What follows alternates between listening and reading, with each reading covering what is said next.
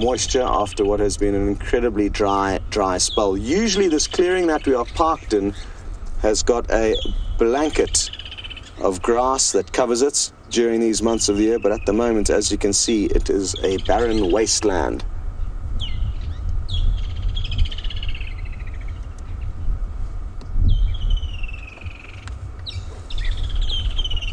Hello, Susie and Kat. You would like to know if this eagle would eat other animals like birds as well, and certainly I think it would. I've never actually seen one feed on a bird, but let me pull out my bird app and see what they have to say about the feeding habits of this bird. Like I said, a lot of the migratory birds that come to South Africa from far and wide, this bird can stretch as far as Turkey, Greece, even further east thereof. So they've traveled huge distances, and it's mainly for these reproductive termites. They emerge in their millions over a regular summer and are incredibly high in protein. So that's why a lot of birds will come here. Let's see what it says here about food for the lesser spotted eagle.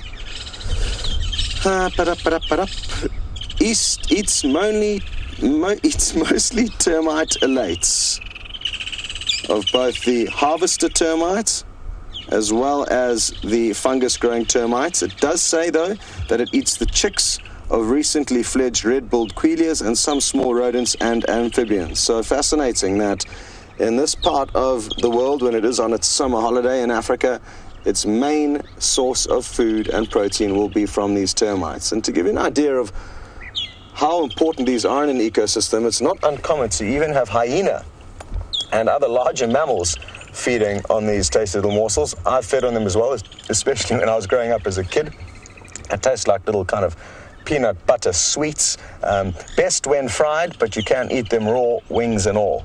So good food for us, good food for the animals. And what has Brian spotted?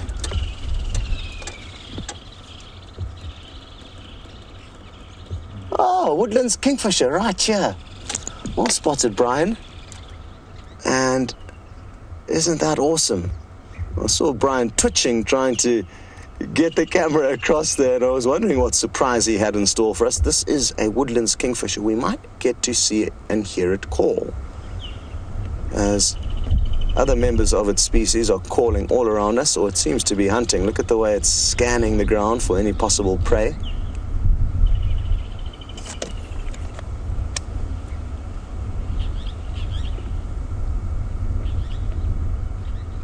Come on, give us a call. And as we wait, hoping that... Oh! There we go. Perfect. So patience paid off there. James... Oh. James... Let's see if it doesn't give us one more. That was the one further away.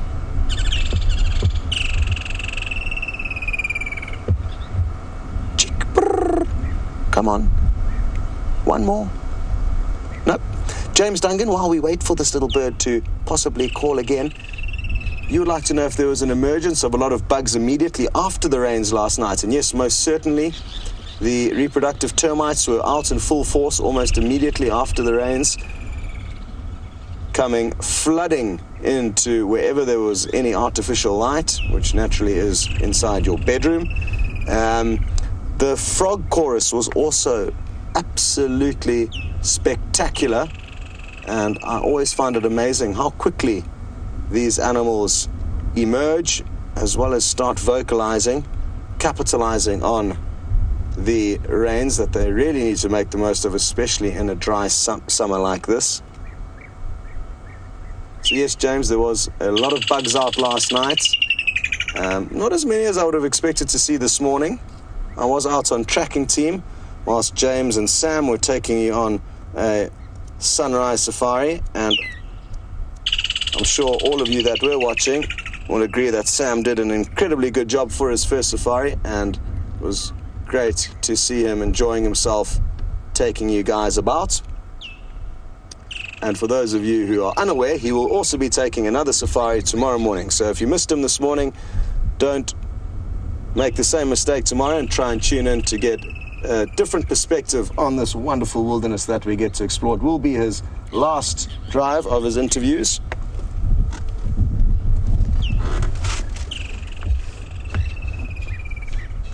Hello, Robin. And you would like to know if the migratory birds will all start heading off in roughly a similar time of year. And yes, essentially, I would say yes, but what we need to remember is just like their arrival, which is very staggered, so is their departure. I'm not too sure exactly when these lesser spotted eagles will be leaving. They were one of the later arrivals, at least into this area, but because of the drought, because it is an abnormal year regarding how the weather would usually be here, maybe they have come to South Africa but are elsewhere where there is more bountiful food, because usually you would see more lesser spotted eagles around the Sabi Sands at this time of the year. But understandably, because of the droughts, they have probably decided to use that wonderful function of being able to fly elsewhere in search of food. Some of you may remember, it wasn't too long ago, about 3 or 4 weeks ago, a storm passed over. I think we actually delayed the initial part of the drive, and thereafter I noticed that European rollers, as well as another species, was it ammo falcons? I think it was the ammo falcons. But there was 2 species of birds that were just flying directly over us in an easterly direction, literally following the rains, because they know what effect the rain does have on insects. So I think there will be a lot of seasonal movements along the migratory birds. The carmine bee-eaters are another one that are not nearly as plentiful as they usually would be here. And our bird watching on a whole has not been nearly as good as it would be on a regular summer. That call you may be hearing is a European bee-eater. Aha. PK, indeed, this is what you call a bird party, and it's been a long time coming. I really don't think we've actually managed to capture this termite emergence and bird feeding frenzy so far this summer, so I'm very happy that we've got off to a solid start and got this one ticked off, at least for the summer.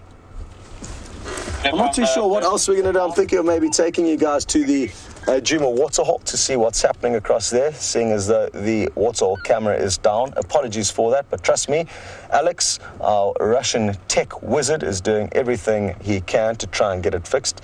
We are out in the middle of the African wilderness, so sometimes it can take a while to get necessary parts, or merely troubleshoot and understand what gremlins may be causing the tech difficulties, which get this quite intricate and detailed information across to you guys around the world live. So do forgive us, but we are trying our best, or at least Alex is. I wouldn't be much service to him. I'm wondering what to do here. Not easy. Let's maybe continue. I think we've had the best of what's on offer here, and we may find that there are other termites moving or exiting their termitarias on the property, and we may find some other raptors there. While we make our way down the hill to the Djuma waterhole, we'll be there shortly. We're going to send you across to James for a quick update on what his plans are going to be. Good afternoon, everybody. It is marvelous to be here in the wilderness this afternoon. I forget the date because all days roll into one, of course, but I do know it's a Friday afternoon for us, which of course is also meaningless because tomorrow is Saturday, and that's exactly the same as Friday, which in turn is the same as the other days of the week. Now, you're on a live safari, as Scott no doubt told you, in the northeastern corner of the most beautiful country on planet Earth, that is South Africa. My name is James Hendry. On camera today we have David. Say hello, David. And Johnny. There we go. David, using the Zulu vernacular, therefore, how are you? Of course, you are unable to answer him at this stage. But should you wish to answer him, please do so on Twitter, #SafariLive, or questions at wildearth.tv if you're on the email. You can also use the YouTube chatting thingy bob thing that works there. Good. Now, yesterday we had some marvelous rain, and what I wanted to show you was the fact that the grass has sprouted despite the lateness of the growth season. The growth season would normally be over by this time of the year because it is, of course, late February. We're going into March fairly soon, and that is the beginning of our autumn. So despite the fact that I think the seed bed probably won't sprout. The existing grass plants are certainly putting up a flush of green, which will be a great relief to any of the grazers that are around the place. David, this is a particularly fine piece of grass, and I would like you to taste it and give me your impressions.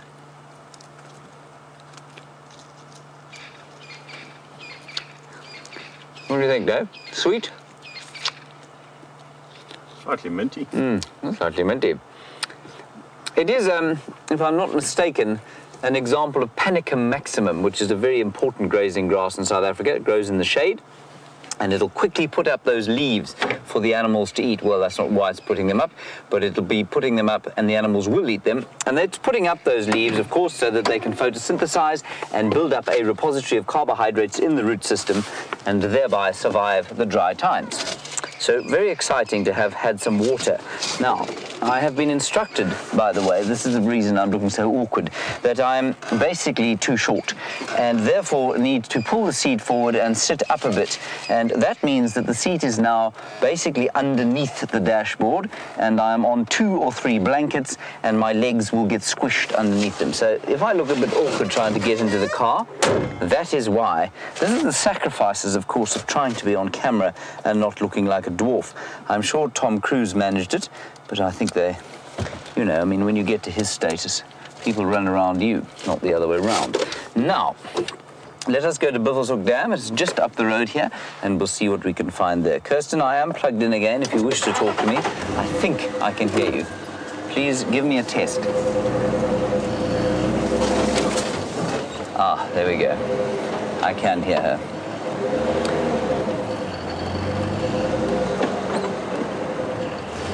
Oh, Judy, you're in Ohio and we've had that little bit of rain and you want to know if there's any chance of the marula trees giving us a second fruiting.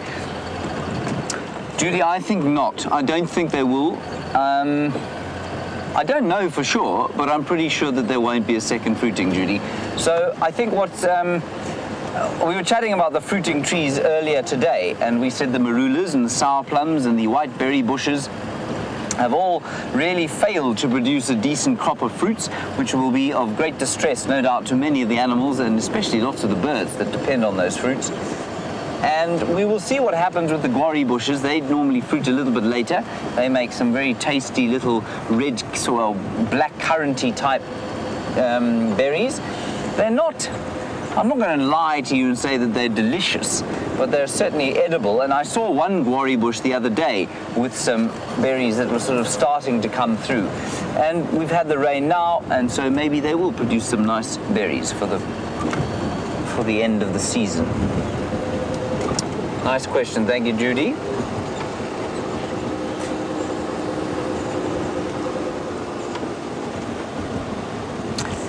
And Catherine, as you say, it is amazing that the grasses took advantage of such a tiny little bit of rain. For here, 20 millimeters or about an inch is quite a lot of rain in one sitting. So I'm not surprised that they flushed. I will be surprised if they continue to flush, though. I think their water in the surface layer, unless we get more, is going to dry up very quickly. Now, if you look around us, David, if you wouldn't mind showing us all of the clouds, I think we might be in for a little bit more rain later today, which would be very nice indeed. And certainly a couple of days like this, which are humid, and so therefore not particularly pleasant for the human beings around the place. It's pretty good for the plants because they don't transpire as much. And that blinding sun that hits the earth during the summer with no cloud will obviously cause the ground to dry up a lot faster than it is at the moment. So this will allow the water to really sink in there and give us a good watering. I'm not really sure what I'm hoping to find at Buffelshoek Waterhole, other than, there we go, we're through the bumps, other than just to see what else has developed. I was amazed to find this morning that because there is a little bit of water there, that wood sandpiper that we've been looking at throughout the season, or while there was water there, has returned. How it knew to come back there in the dawn light this morning after being away some other watering point for goodness knows how long is beyond me. I think it's absolutely astonishing. They obviously know that after rain there will be puddles and things that they can go to, and maybe they take off at first light and fly about the place and go to regular haunts where they used to go. Oh, the other thing I wanted to show you, this is so cool.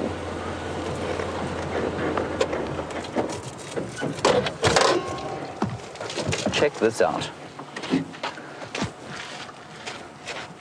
This morning I showed you these plants, the baboon's tail, Xerophyta retinervis, and I showed you leaves all of this kind of yellow color.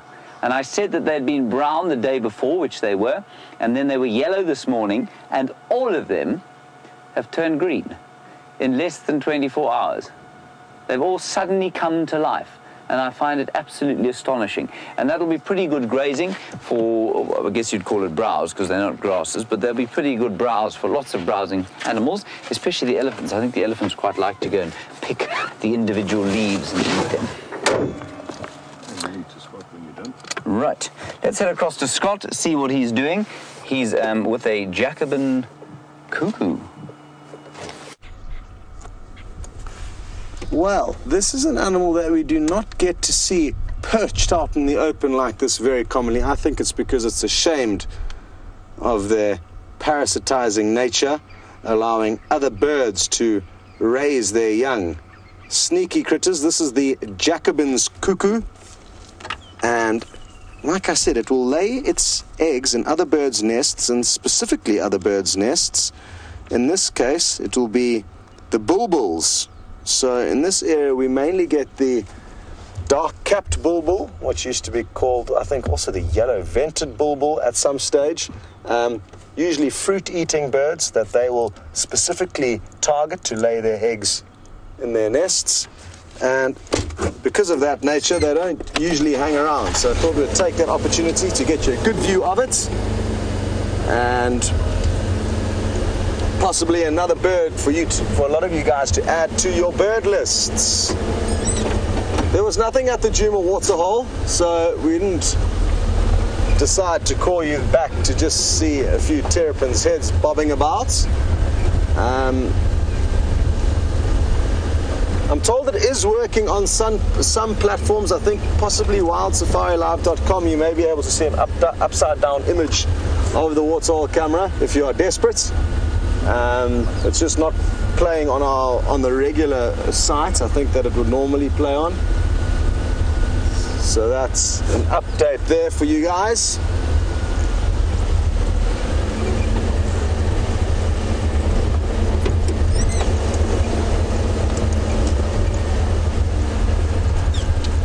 Hello to Victor, who's obviously planning a trip out to the Sabi Sands in May and would like to know if there are going to be any kingfishers here to welcome you.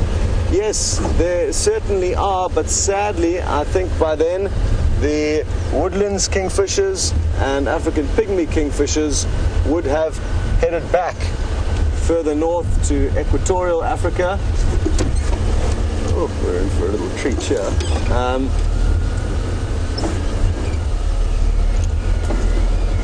Brian, next to that little clump on this, I can't really see, but there's a, here, there you can see a little something, right on the end of my finger.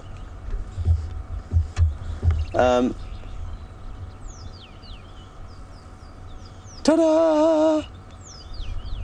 A foam nest frog.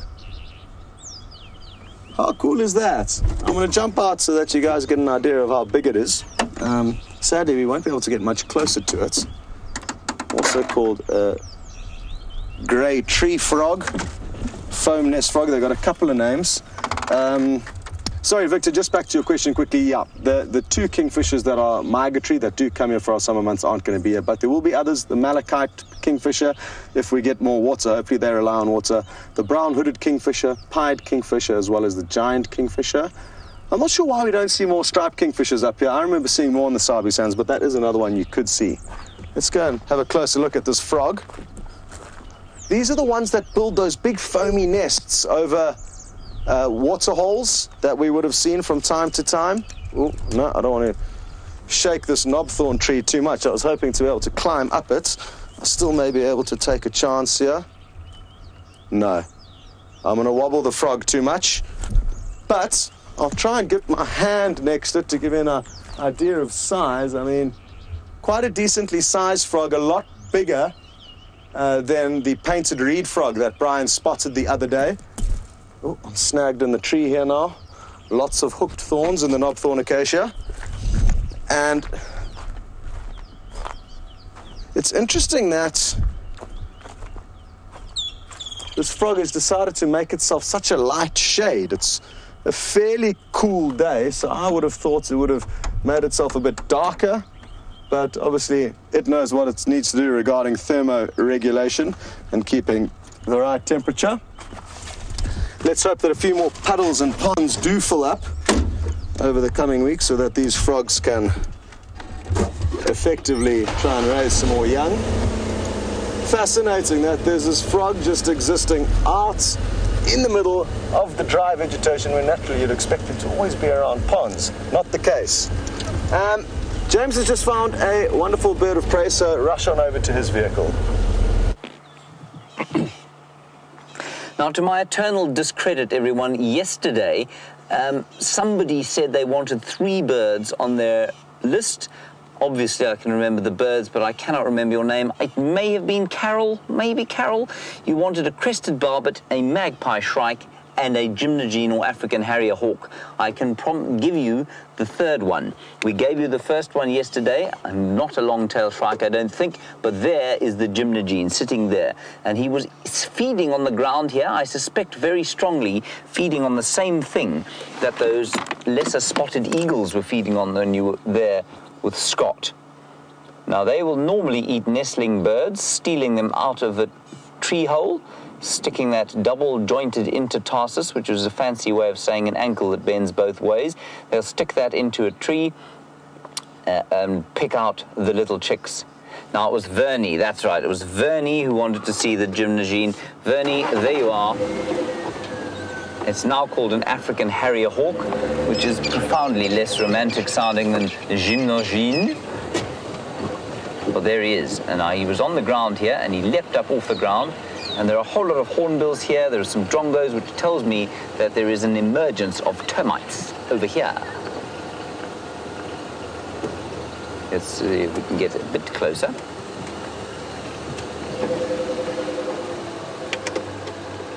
Oh, this is marvelous.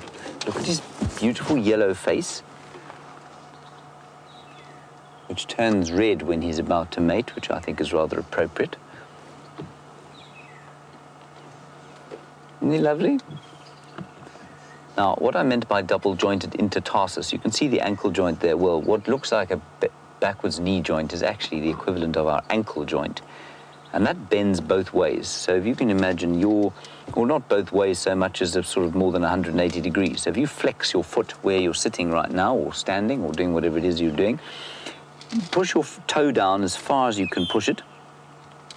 Now, imagine that you could bend it the same again.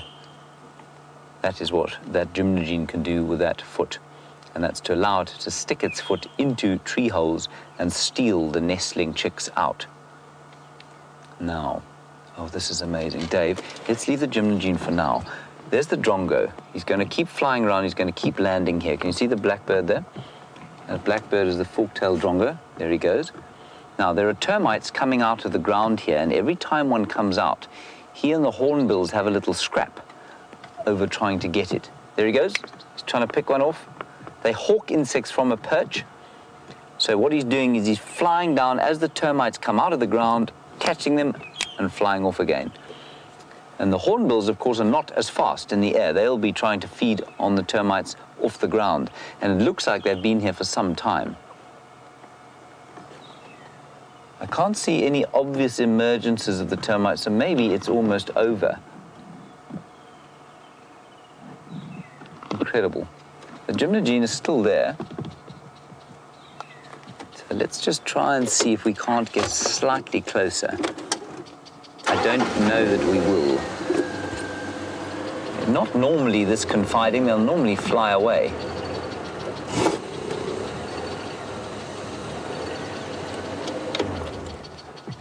Tim, as you say, that gymnogene is a good-looking bird, a very good-looking bird indeed. And definitely was sitting on the ground here eating termites. I'm just going to have a look around on the floor to see if I can see where they're coming from. I can see a few flying up off the ground. But But I can't see exactly. Oh, there they are. That's where they're coming from. Okay, I've spotted it.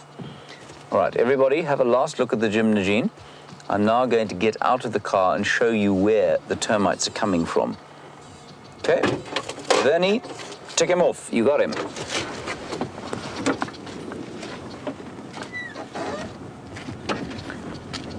He's still there. Right, over here. Where was it? Somewhere over here he flew out of. I can't actually see it anymore. But, what, oh, here we go.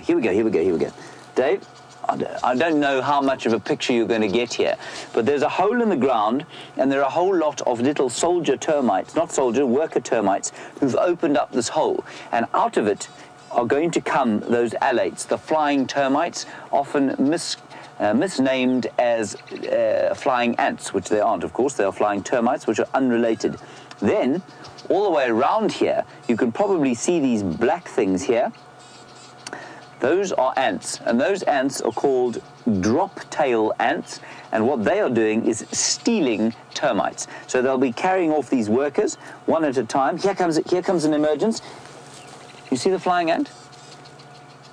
Here it goes. Watch. Just being helped out by the workers, and off he goes. Ha! That was an ant biting me. A thieving ant that is trying to steal the termites. And there goes another termite. Flying. Come on, fly. That one's missing a wing.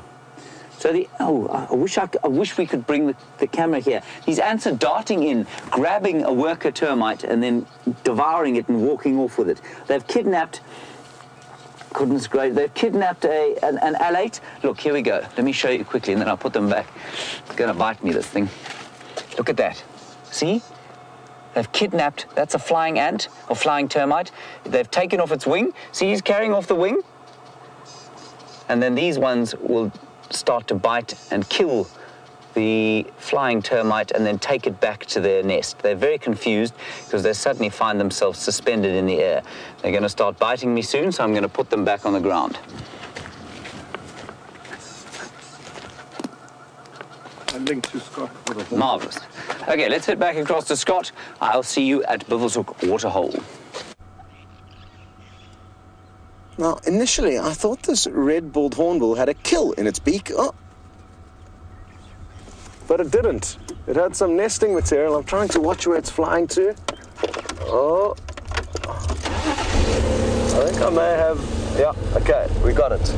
We can keep an eye on it. Let's go.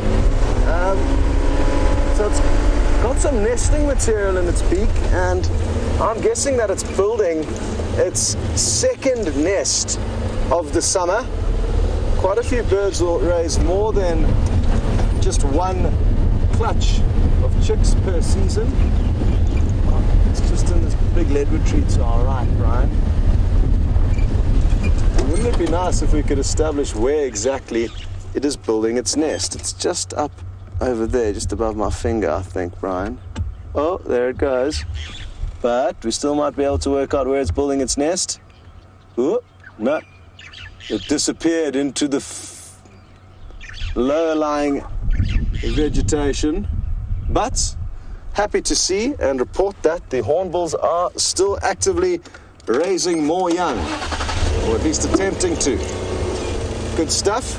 That was some mud and in its beak, and they will use mud to enclose themselves into a cavity in a tree, and they just basically leave a very thin coin slot that their beak, or the female's beak, can fit out of, and the male's beak can fit into to deposit food to her while she is stuck in there for over a month, while she incubates and then helps initially raise the chicks till a decent size. After about 10 to 14 days of them hatching, she too breaks out of the nest, reseals them in there so that it's difficult for animals like snakes or mongooses to get in, and then thereafter she will break out, like I say, and help the male in feeding them enough.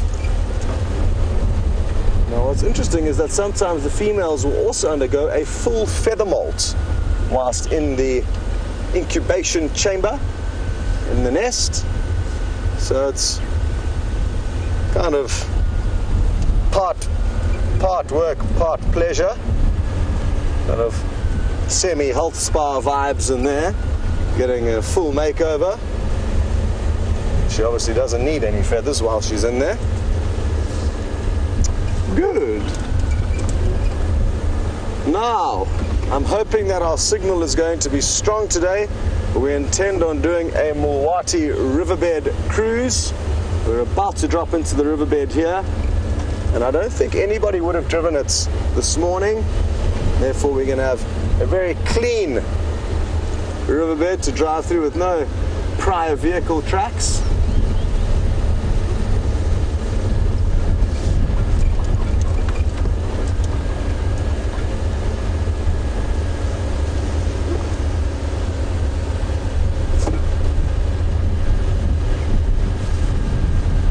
Hello James Bear, you would like to know, what do the frogs do during the drought in order to stay moist enough to survive?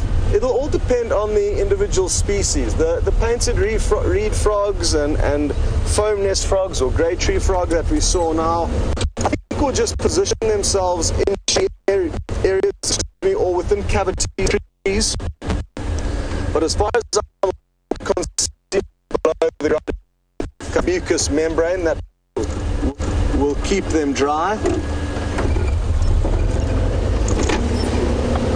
And other frogs like the African giant bullfrog, they will go underground. So they spend time underground in order to keep dry. So like I said, it does depend on the individual species. I think a lot of the aquatic frogs may also bury themselves in the mud, or in holes near the mud or near their water sources that would typically be full of water. So yeah, I think a lot will depend on the individual species. Some do not rely on aquatic lifestyles or aquatic habitat, whereas others do. And I think that obviously will affect the way they behave during the drier months. Welcome to the Mulwati riverbed.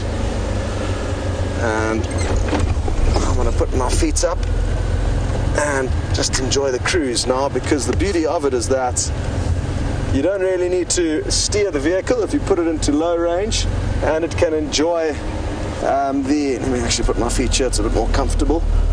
And it's following, even though there's not clear vehicle tracks, it's following the older tracks or impressions. So it's a nice way to be able to let the car do some autopiloting while we scan around up into the trees. Could be anything lurking in here. I was thinking last night as I was lying in bed, will we find a python today? Snakes are typically more active after the rain. We were lucky enough to find a boomslang this morning that some of you got to see with James. So anything is possible snake-wise, and I don't think we've seen any decent pythons so far this summer.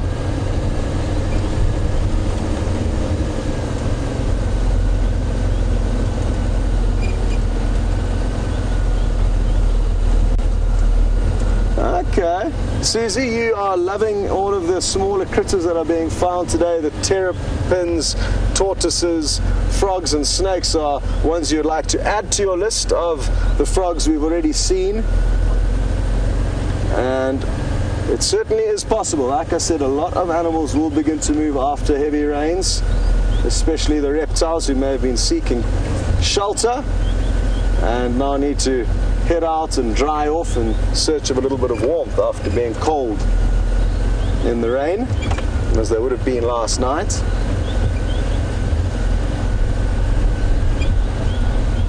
Well, you're in luck. James has already found one of those animals that you're hoping to see. So off you go. We'll see you later. Link finishing. Cool. 2, 1. Right, we're here at Bilvershoek Waterhole, and the most interesting thing that I saw, which is unfortunately absconded, was a pygmy kingfisher sitting on a piece of mud, the far end there, and some blacksmith plovers around the place, lots of terrapin activity in the water. No mammals have come down here, but that's probably because they heard I was coming, and so they've run away. I will show you a picture of the pygmy kingfisher. I just got out to see if I could get a slightly closer look at him with my deeply aged binoculars, which I hear Scott was very rude about the other day. He said that they were the oldest binoculars in the world. He might be right. But the pygmy kingfisher, which is not a fish eater at all, I spotted in there, K for kingfisher, 268, but just such a beautiful bird that it's worth showing you a picture. There he is. That's him there. Isn't that lovely? Beautiful little bird. Then there is the very similar looking malachite kingfisher, which this one wasn't. And the malachite is a fish eater, and so he might come down here and look for fish at some stage. I haven't seen a malachite here. I know they are found here, though. So that's what's happening here at Buffelshoek Waterhole. Not much else, I'm afraid, so I think we'll press on, see what else we can see along the way. No tracks of those lions from yesterday. I don't think they found the Nkuhuma Pride on Torchwood this morning, which Brent would have been sad about. And he was on Buffelshoek for most of the morning, and I don't think they found any lions there either. So maybe, just maybe, we missed the tracks coming across from last night. I don't think so. I think they're probably headed further east towards the Kruger Park, but that rain would have washed away, of course, all of their tracks. Anyway, on we go.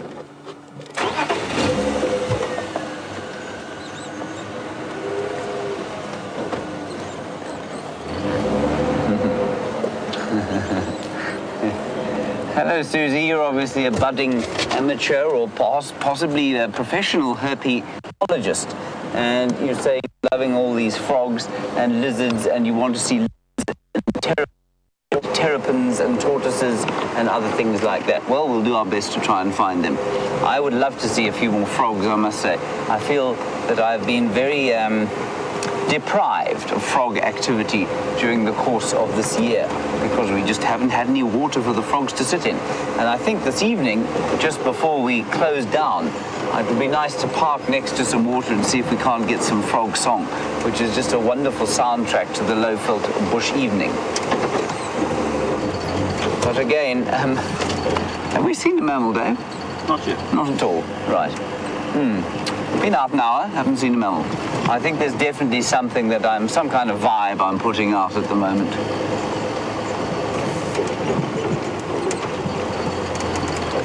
And Cindy,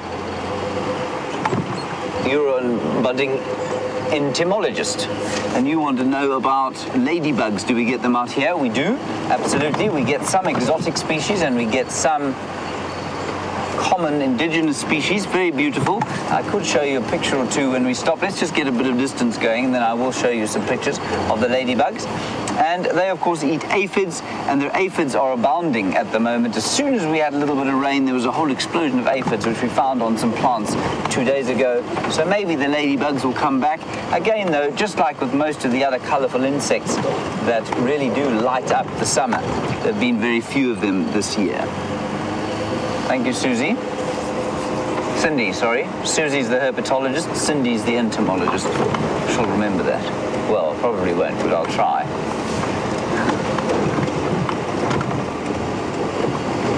There was some buffalo around here this morning. Seemed to have moved on. I was hoping that they might be at the water. They were not.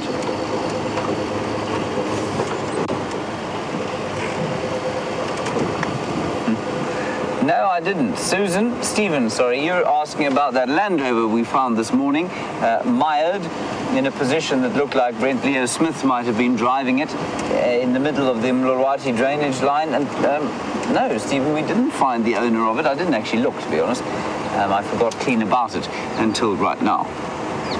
We might drive past there a little bit later and see if it's still there. VM, of course, was of the opinion that we should steal it, cannibalize it for parts, and just sort of deny knowledge. I thought that sounded a little bit like criminal activity, and I suggested we shouldn't do that. Mainly, of course, because it was a Land Rover, and an old one. And if you want to spend your life working on a car, get an old Land Rover. VM, of course, is massively skilled with all things technological, And so he is able to do things like that. I need to have a vehicle that works. Now, I know we've seen this chap many times.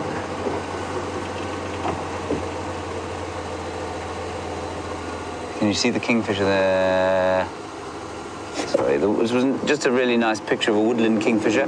We're seeing lots of them, of course. And while I won't be too sad when they go home because of the noise,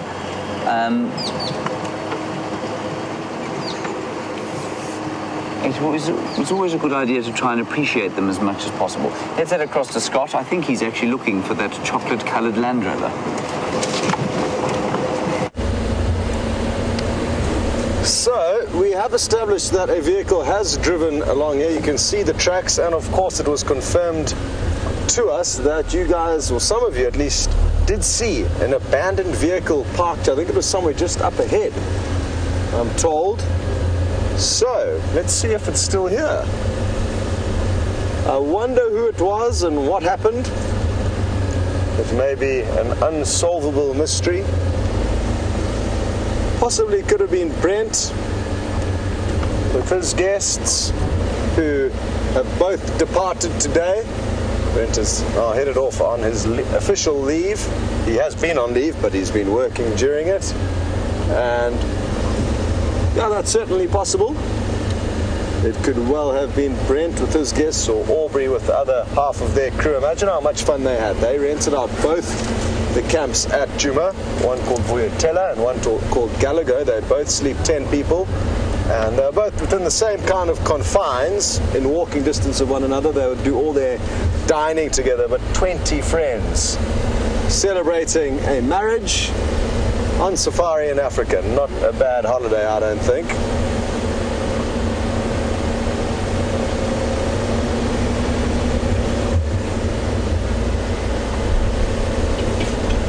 Hi Gerda, you'd like to know if I've ever seen any water in this riverbed? Well, I can see all the footprints of humans here, so maybe they had a coffee break here. I can also see where the vehicle turned around. So I'm guessing this is where you probably saw that Land Rover abandoned, yeah. So that'll explain it. Maybe all of the guests hid for fear of being live broadcasted to whoever wants to watch on the world. So they probably ducked for cover. Brent would have been able to pick up the telltale audio of our petrol engines. Most of the vehicles in this area use diesel engines. Gerda, I have seen water in this riverbed, but only flowing very temporarily, not for long periods of time. I'm sure many, many years ago, before the surrounding areas outside of the Sabi Sands were not farms, were not highly populated with people. There's a lot of human disturbance, you could say, or just ongoings, which I guess is disturbance to anything natural, between here and the Drakensberg Mountains, which is our main watershed. So we won't be receiving the same moisture in this area as that we would have experienced flowing through the riverbeds many, many years ago, and that's just one of the realities of life, I guess. And as I guess it's an important thing to remember for all of us on the planet, you can keep wilderness areas pristine as you like, but the ripple effects of our behavior outside of these parks has effects on them. So I guess not wasting water and doing all the right things, recycling and trying as much as possible from wherever you are in the world to be as conservation friendly as possible is going to have effects on these pristine areas around the world. So something just to think about. Now we are on our southern boundary. The road is called Gowrie Main, and we are going to be heading west along it until we enter into Arathusa, where we are going on yet another search in the hope that we may find the Anderson male leopard. He's only been caught on our Safari Live cameras, I think, 3 times, and we would like to try and change that, give you guys a new leopard to look at. I've got no idea where he is or when last he was seen. I'm just kind of, over the last few weeks, I've been employing the tactic that if we just spend more time in the area where his territory does creep into Arethusa. He doesn't move too deep into Arethusa, but by skirting that western boundary of Arethusa, it's simply just increasing our chances of getting him on camera. That is our plans. We could obviously also bump into Shadow, the female leopard who's dominant in that area, who a lot of you will know.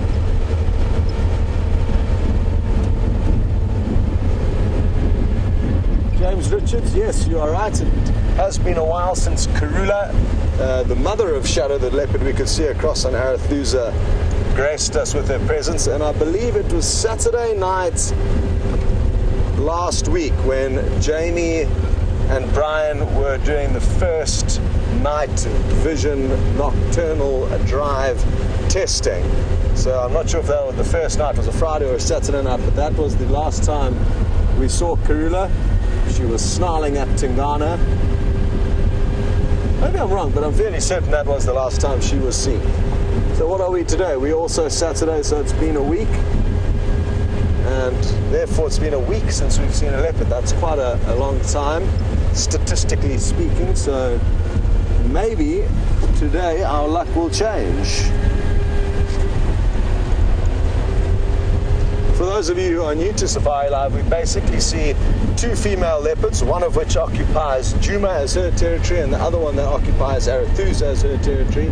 It's not cast in stone, and territories will fluctuate from time to time, and just like us as humans may frequent a certain restaurant or certain shopping center for a couple of months, your taste may change for various reasons to another restaurant or shopping center for another few months, and it's the same with the leopards. Their lives and movements do fluctuate. In terms of males, we're mainly seeing one male called the Tingana.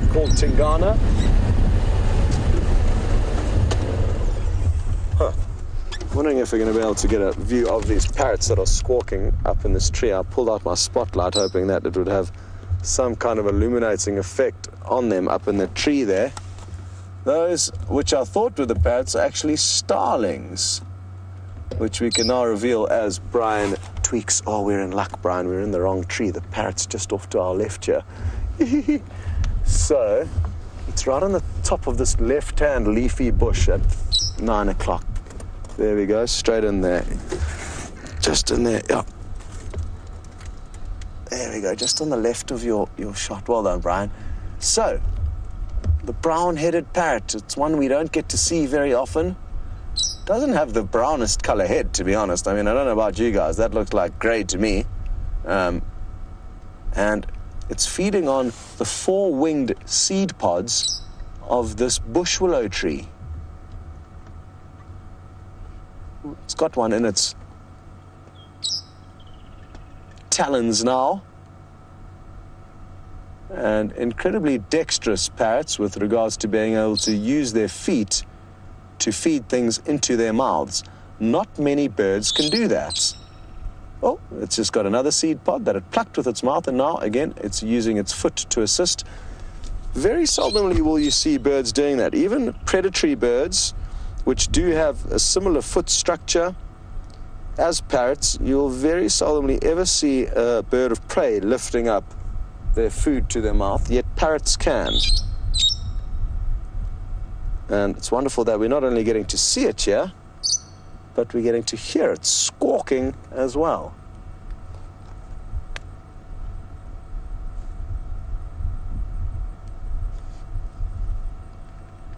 Not the largest of parrots, probably about 6 inches in length.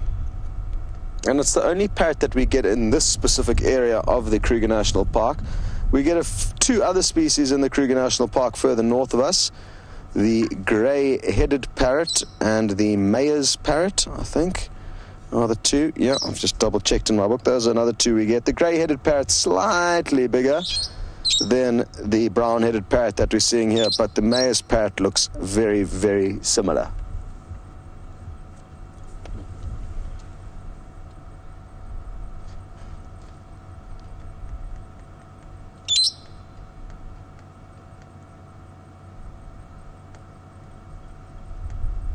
Wonderful.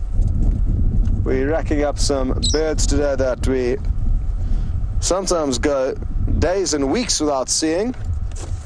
The cuckoo earlier, the gymnogene with James, and now the brown-headed parrots. Kruger guy, you'd like to know if it's feeding on these seed pods simply because there's not as much fruit around as normal. Yes and no, they will always feed on these seed pods. There's, I guess a seed pod is a fruit in a sense. So even though it's not a fruit to us and doesn't seem fleshy and tasty, to the birds it is. And most fruits, again, will be the transporters of seeds, no different to that four-winged pod. It is a fruit with the seeds within it. All fruits have got the seeds concealed within the fleshy parts of the fruit. It's just that in this case the bird's not wanting to feed on the fleshy fruit, but more so the seed. Don't know if that made sense, but I think it may have. Cool, we're going to send you back to James as we put our foot down on the southern boundary road and get you guys across to Arathusa. See you later.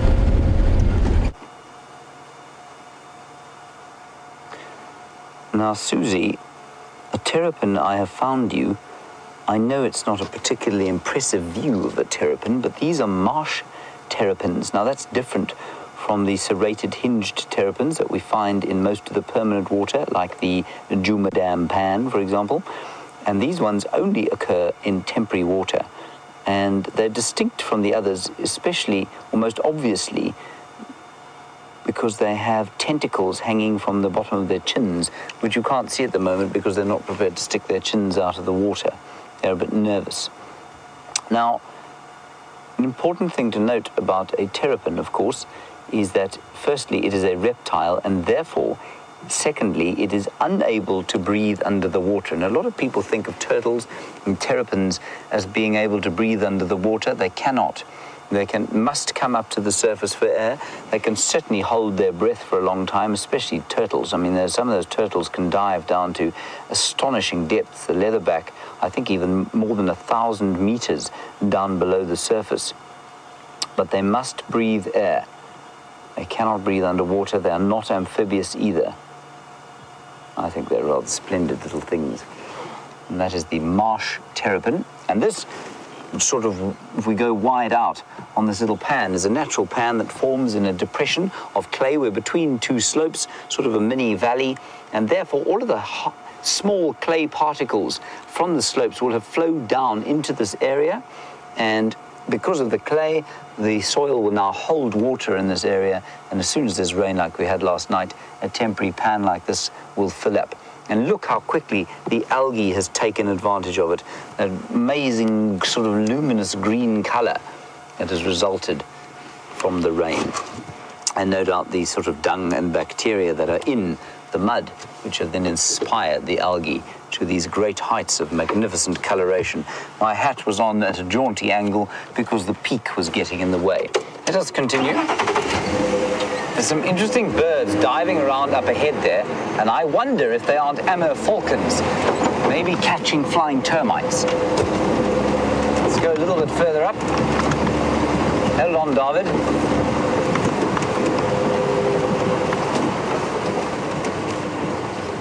Rollers. No, well, there are definitely some rollers, but they're all swooping around here.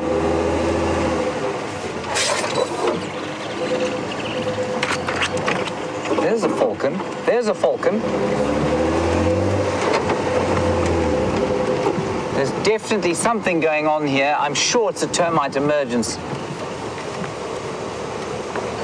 I'm just going to stop here. Look. There it is. Here's another. Oh, sorry, that's a roller. That falcon is coming around. Yeah, there it is, Dave. Sorry, they're obviously extremely fast. I don't know why it's on its own. There's another one. There's a whole lot more in front of us. And there's an incredible array of birds going around here. Those are oxpeckers catching termites in the air. So I've seen woodland kingfishers, I've seen rollers, we've seen the falcons. They're way above us. There are swallows and swifts looping all over the place. It's almost impossible to show you on the camera, of course. It's all happening so fast. Anyway, we're going to sit here for just a little bit, and I'll show you a picture of the falcon that we were looking at. And the most amazing thing to me is that these falcons catch the birds. They catch not the birds, they catch the insects in their feet. And then, once they've done that, they feed them into their mouths mid-flight. So what we were seeing there was one of these chaps, an Amur falcon. Isn't that amazing? Beautiful. And they seem to have disappeared now. They normally occur in very large flocks, and Brent Leo Smith swears blind the other day that he saw a Eurasian hobby, which is a fairly large falcon. I'm just going to show you that too. And that does look quite similar in coloration to the bird that we saw flying around here. But it eats swallows and bats. It doesn't. Oh, it does catch much more leisurely when gliding and catching termites when seized. Could it have been the Eurasian hobby? It can be a very special bird to see out here, I tell you what. Wait. Let's drive slowly on, and we'll see if it doesn't emerge. The only reason I'm doubting my Amur falcon diagnosis is that they normally occur in enormous flocks. Anyway, termite emergence is always going to give you some kind of spectacular action. Let's drive slowly along. Look at the oxpecker.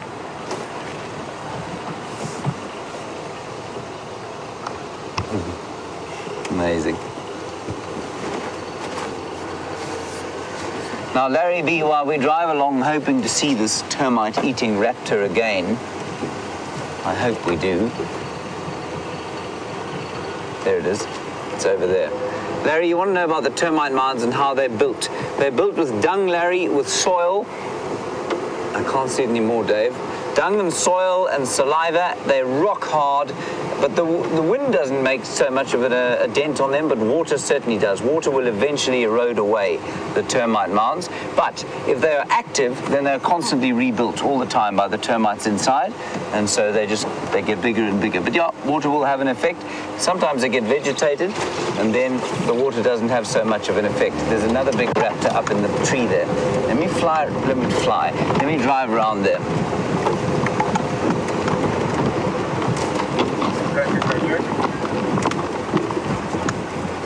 Drive through here. There it is. Oh, stop flying away!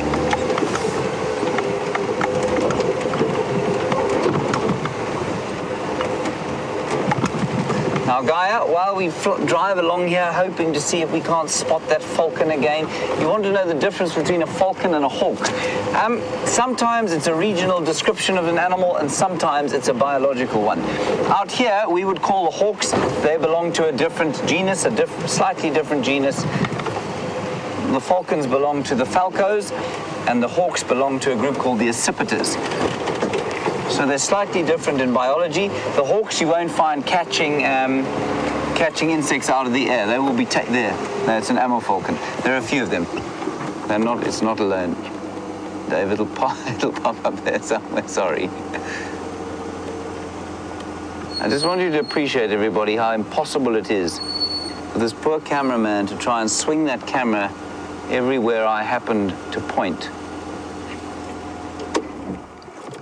Okay, we're going to sit here once more, and I'll show you the difference quickly, Gaia, between what we would call a hawk and a falcon.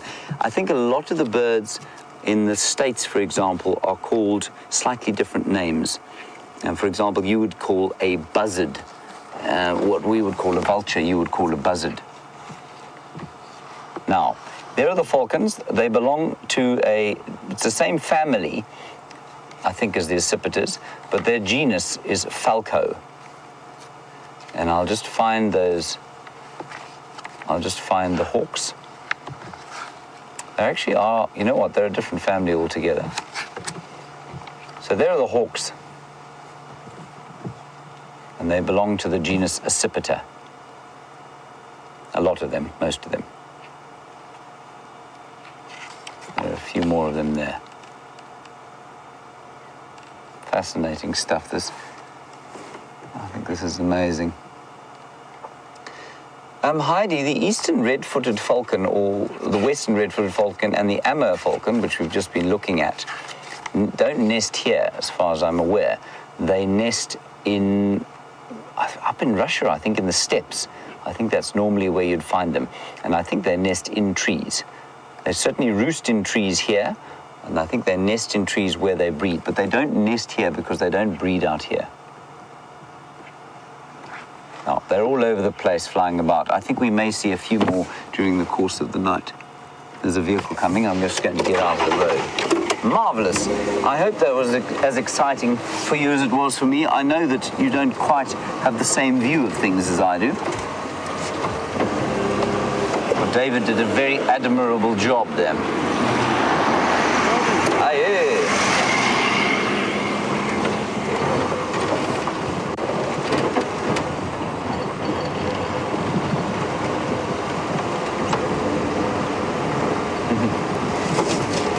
Now, our beard, of course, I'm using a whole lot of terms that are not necessarily familiar to many people. Our beard, you want to know what a termite emergence is. Our beard, a termite emergence is basically the celebration of the termite colony's life. And I really love it when the termite emergences happen. I feel very light of spirit when I see the termites coming out of the ground. And an emergence basically happens. Look, another big raptor coming off the ground. Our beard, it is when the alates, the royal termites, are released from the mound and they fly off and they go and start off new termite mounds. That's basically, that's in short, that's what it is. Look, there it is.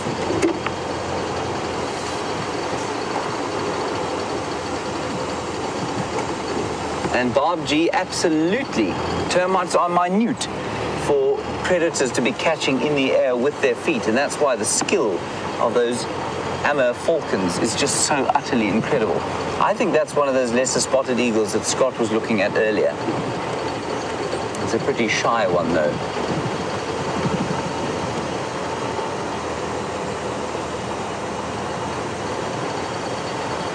Just going to see if we can't spot him again. There he is. Dave, he's on the top of that tree there, you see. About 7 miles away, there's another one flying out towards him. There. Deeply irksome bird. Yeah, the chances of identifying a bird at that distance. We're going to call that a lesser-spotted eagle, and before anyone tells us different, we're going to drive away. So our beard, let me just be a little bit clearer and more definite about what a termite emergence is. So what will happen is in the termite mound you have the queen. The queen is about 15 centimeters long. In the case of a fungus-growing termite mound, that's half a foot. One termite, big. She lays about 20,000 eggs a day. Now, of those 20,000 eggs, some will be workers, some will be soldiers, and some will be royal alates. Now, those alates eventually become the flying termites. They're fed by the workers, and when the time is right, when the soil is soft, they make a special tunnel, a special opening on the mound, the workers do. The soldiers come out and form a guard of honor and outfly these royal alates. They're male and female. They may join up with a termite from their own mound. They may join up with a termite from another mound. And they will then land, and the female will flutter her wings. She excretes a pheromone. The male will land next to her. They'll shed their wings, mate, and then they'll dig under the ground. And that's where how the new termite mound starts. The male will stay small for the rest of his life, but the female, for the rest of her life, which can be 15 years, will be about that big.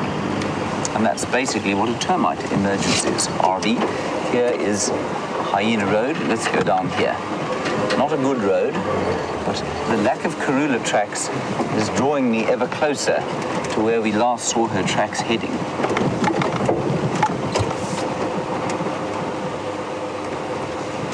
get such a feeling of excitement when I see these termite emergences. I'm not sure why. Now, Scott is on Arethusa. He is not alone. He has found some monkeys.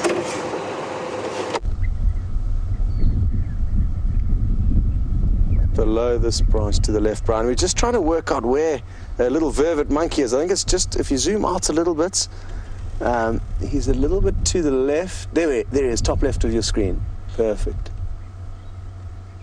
By he, I'm not actually sure. It's a very small one. It could be a she. But it's a sight we don't get to see very often. Vervet monkeys. I'm very surprised to see that this one is evidently alone in this massive torchwood tree. Oh, at least it seems like he's found something to nibble on there temporarily. The rest of the troop could be nearby. He or she is far too small to be alone. And let's carry on and see if we can't find the rest of the troop. We don't have the best view of him or her for now, so we're going to be losing out on too much. There, the magnificent Balanites or torchwood tree, after which the road we're about to turn left onto is named after. This is the most fine specimen of a torchwood tree I've ever seen. Oh, there's a dark chanting goshawk. We're in luck. It looks like it's going to be feeding on the termites, the termitins. Ah, no. It's landed though, so we're going to get lucky. We're going to get you a great view of it. The dark chanting goshawk. I know you guys may have seen one the other day with James, and it's a wonderful example of just how much these reproductive aleates provide birds of prey with food, because just today we've seen a whole host of different birds of prey snacking on them. And the Amur falcons evidently have come back into this area, the birds you were watching with James, especially knowing that after the rains there is going to be a bounty of food emerging from the ground. Guess no different from this dark chanting goshawk.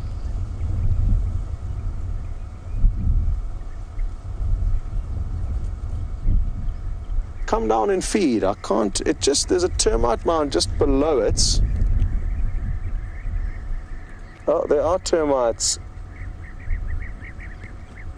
ejecting themselves from it, but you may find it's already eaten its full. But in that little termite mound in the foreground there are a few winged elates heading out in search of a partner, and then they'll start their own colony. You can possibly hear some other birds calling. It's a whole flock of European bee-eaters somewhere. I can't see them, I can just hear them.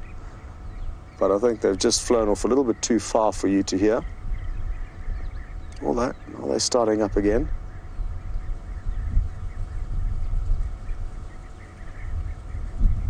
How intense is the bright orange legs and beak of this bird? Awesome. Claudia, you would like to know why the reproductive termites will wait for the rains before they emerge, and I think it's so that when they do find a partner and a mate, they have soft ground in which to excavate, moist ground that is easier for them to dig into, and therefore start their royal chamber with relative ease. So that's my theory. They need rainfall to soften the ground in order for them to... Basically what happens is with the winged reproductive termites, they'll fly for a short period of time, maybe only just a couple of hours. Thereafter they will land, shed their wings, the female will release a scent pheromone, and the males will follow closely behind the female. So you often see two, one following the other. Once the female finds area that she's happy to start the rest of her life in, she will obviously, in conjunction with the male, excavate a few centimeters below the ground, and that will be the beginnings of the royal chamber. She will metamorphosize into a large, fat, egg-laying machine that is capable of punching out 30,000 eggs every single day of her life. thus keeping the termite mound well populated with workers, soldiers, more reproductives for future summer seasons.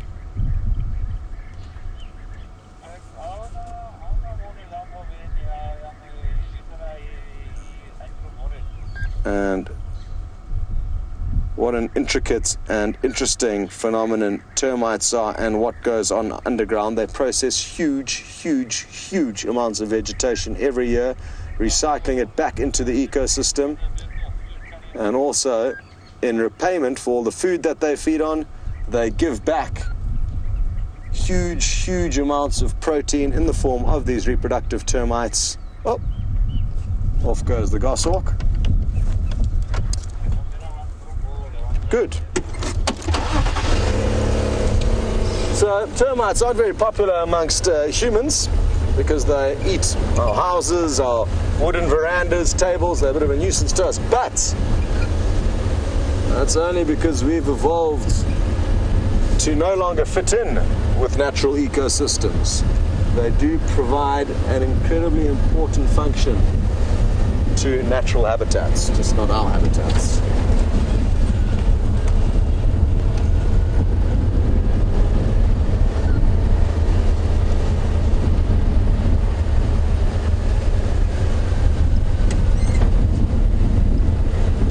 European bee-eaters, I think possibly even carmine bee-eaters flitzing about here. We're in luck. This is going to be awesome. There's obviously a lot more reproductive termites emerging from this termite mound on our right, and there are carmine bee-eaters everywhere. Come on! This is going to be so awesome. Look at them. They're flying around wildly, catching these reproductive termites as they emerge. The adults have got a much brighter pink coloration than a juvenile that you can see there. Brian, maybe if we just pan across onto the actual termite mound now, we'll get to see a bit of their aerial displays. There's a youngster trying to beg from another. And they're flying around, all catching prey just in this area. So let's just wait a second here. There they go. They're very quick, so it's going to be very difficult for Brian to stay with one of them, but I guess it's up to you, Brian, whether you want to try and stay with one as it swoops off the branch or stay in the kind of kill zone. Oh. Not an easy business, but let's take some gambles here. Maybe if Brian does manage to keep the camera on one for long enough, we'll be able to do a slow motion clip to see how exactly efficient they are at catching their prey on the wing. They are unbelievable pilots. Oh, well done, Brian. That was close. I'm not sure if we got the actual kill there. Let's try one or two more. This is going to be worth hanging around for, because they are such good pilots.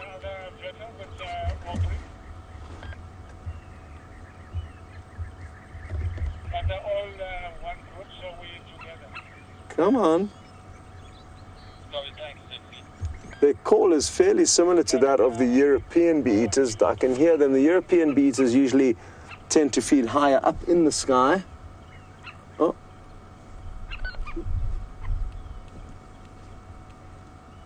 You'll probably find they've just eaten themselves into a semi-coma here. They don't look comatose, but there is so much food around that they literally probably need to take breathers from feeding.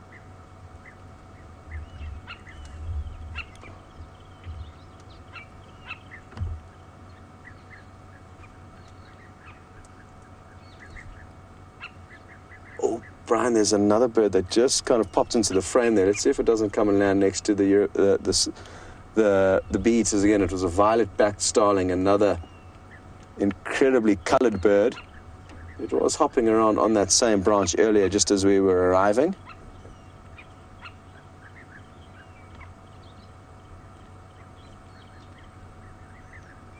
Eric Moore, precisely, you're 100% correct. This is a wonderful sighting of kind of how everything is so interconnected and how effectively the food chain does work in this natural habitat.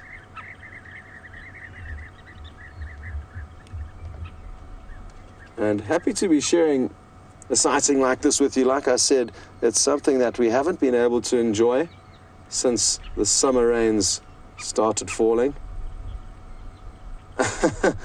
Hello, Gracie, who is one of our youngest yet most seasoned safari goers. Gracie's joined us on lots of adventures, and Gracie just mentioned that she's very happy that she doesn't have to get fed by her mom regurgitating food into her mouth. And you're right, Gracie, there are lots of things that we as humans should be grateful for. That is one of them.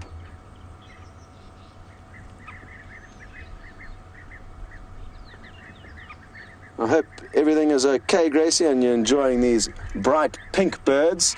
They're not as pink as they usually are. Maybe it's because of the drought. They haven't got as much tasty food, and therefore their colors aren't as bright as normal.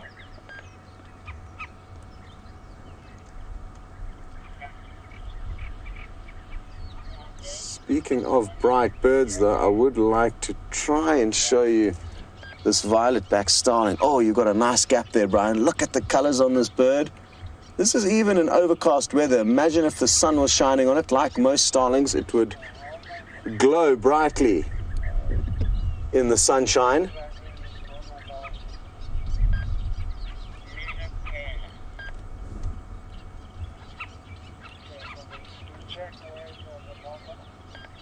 Well, it appears like these bee-eaters have had their full here. So, like I said, let's carry on and see if we can't find some other termite mounds and some other birds feeding on them.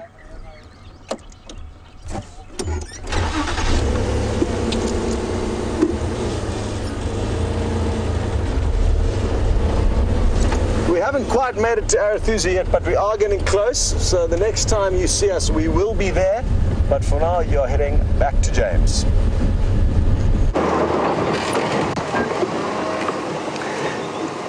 Just excuse me, everybody. Well, don't excuse me. Come with me. I'm just staring around the side of this bush here. I saw something very odd flying out of the tree. It looked like...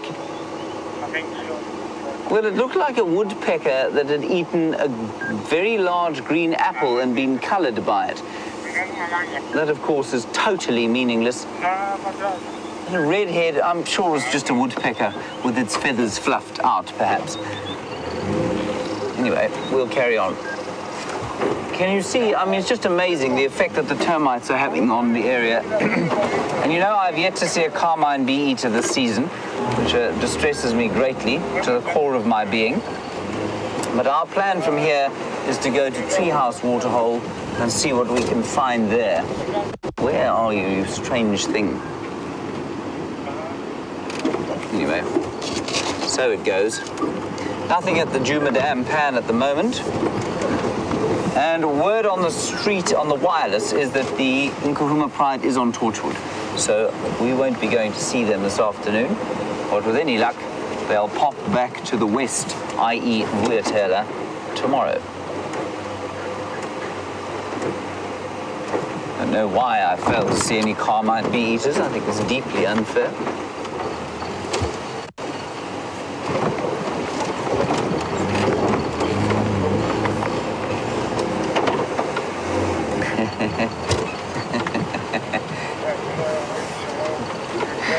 Hello, Gracie. You say you knew that my dance would produce rain. Well, I don't know that it was me, Gracie. Of course, I've done 2 dances and they haven't made any rain. But Dave and Sam have never done a dance before, so maybe because they helped me, we had such good rain. And you say that you knew that dancing would bring joy to the animals. Well, I hope it did indirectly. I think a lot of animals are very frightened by our silly dance, but I'm glad you enjoyed it, and I'm really glad we got some rain as a result of it. Well done, Dave. I did re-find that falcon, by the way. It was definitely an ammo falcon. So it wasn't that Eurasian hobby. Heading up onto quarantine clearings, and then we'll head down towards Treehouse.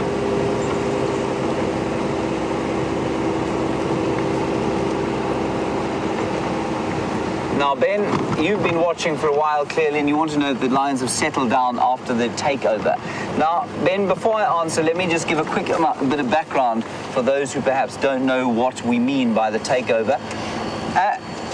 A little while back, I think it was probably around, it was just the end of winter last year, so July, August time, 5 male lions from the north came bumbling into this area, and they chased out the incumbent kings, the Matimba males. Now, although they were much smaller and younger than those Matimba males, there were 5 of them, and they were filled with the exuberance of youth, and they took over. The Matimbas scarpered off down to the south, and the Birmingham boys took over this area. But as with all lion takeovers, it's never a smooth process at all.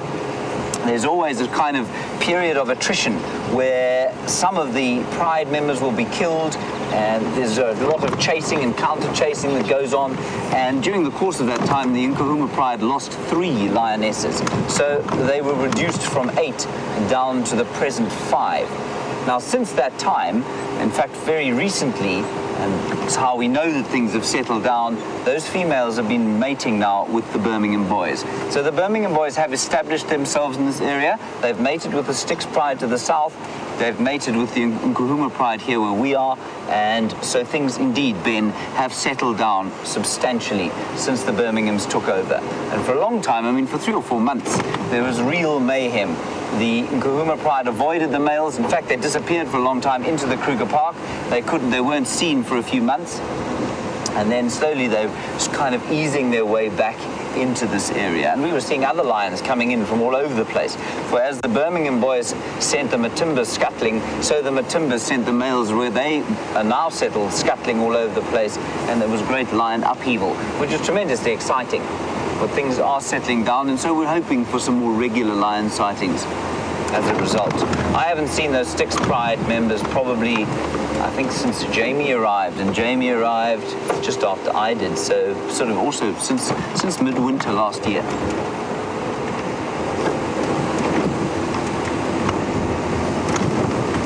Still very dry. As we go through this next little drainage line or stream here, what you will see is a pump house which has had the pump taken out of it. And this pump, of course, used to, and for many, many years, supplied Inga's camp, which is where some of the staff live, and I think one of the lodges actually as well. They've had to find another place to pump water from because things have got so dry. And I don't think that this 1 inch of rain that we had yesterday is going to make an enormous difference to the water table. Anyway, we have a brief reprieve and we'll enjoy it while we can. And I don't think that this particular area that we're in now got as much rain as the area around Buffelshoek last night. And it has been amazing to me to notice how isolated and the rain has been. Here's the old pump house, and that is from whence our water used to come. No more, no more.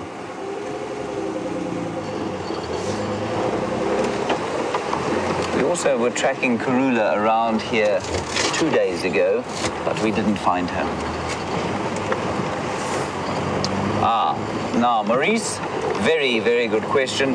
Many of you will have watched African wildlife documentaries before and seen great vast swathes of grassland plains with the odd tree sticking up and a cheetah maybe lying in the grass plains on a termite mound overlooking the area. And so when you tune into something like this and you come to the Sabi Sands, you think, well, hang on, this wasn't what it looked like on TV. And that's fair enough comment. We do have some grassland areas, Maurice, but the Sabi Sands is largely underlain by granite soils, and these granite soils produce this kind of vegetation.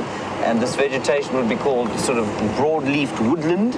And we do have some open areas, but further to the south of the Sabi Sands, what you find is something called gabbro, which is a different kind of rock, which produces a different kind of soil, which in turn produces much more open land. So not quite the same as those East African plains, very different kind of landscape, and therefore a very different suite of species, antelope species and other species that live here. And so where in East Africa you would have those giant herds of wildebeest and zebra, you probably wouldn't have nearly as many nyala and kudu and duiker and bushbuck and antelope like that are predominantly browsing species and therefore can't survive on grass. another great big raptor flying in the sky there. I don't know if it's going to come this way. Oh. There we go. You got it. Now, Pamela, while we watch this bird, I think it's a Wahlberg's eagle. It is, and it is also enjoying the termites, you know. Mm-hmm. Pamela, you wanted to know about whether we've had enough rain to make the vegetation more juicy for the elephants and for the other animals. Well, juicy-ish, I suppose, but certainly not juicy to the point of it being summer vegetation. But there is a nice green tinge to the vegetation. Now, what I'm going to ask you, Kirsty, to do is to turn up the sound, because there's a frog calling, and it's the same frog that Scott showed you earlier, and I don't know if you heard it call, but you'll hear it call now.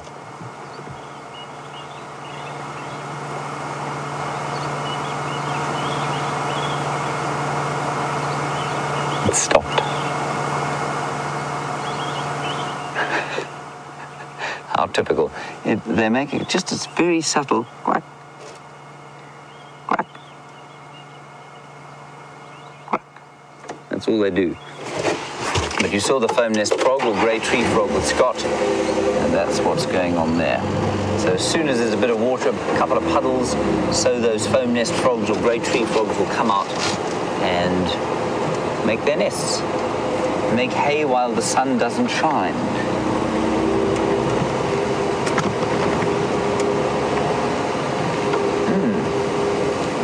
Robin, you're in Maryland, and we were talking about the frogs there, and you want to know if we have toads here. Yes, we do have toads. Now remember, toads also, toad and frog, are terms that mean different things to different people. Very strictly speaking, toads belong to a genus of amphibian called bufo, B-U-F-O. I've always quite liked that word. Bufo, say that a few times, makes you feel light of spirit. And the rest of the amphibians that look like frogs would be called frogs. Now, we have a number of toad species here. The most common is the eastern olive toad. We get red toads here. We get northern pygmy toads. I think we get the odd sand toad here as well. And when we get to the water here, I will show you some pictures of them. I love them. If we can find one, I'd be extremely happy. I find them most enjoyable to watch. But the rest of them would be described as frogs. We had a wonderful frog sighting 2 days ago with Brian and I. Brian had an incredible spot. We drove past a bush, and hiding underneath a leaf was an estivating painted reed frog. And by estivating, I mean that it was in a kind of dormant state, trying to avoid the drought. And that very night, it did rain on us, of course. Was that yesterday? It must have been yesterday.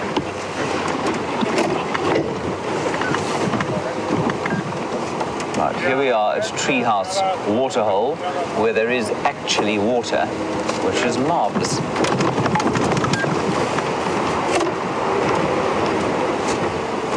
There isn't much drinking that water, of course.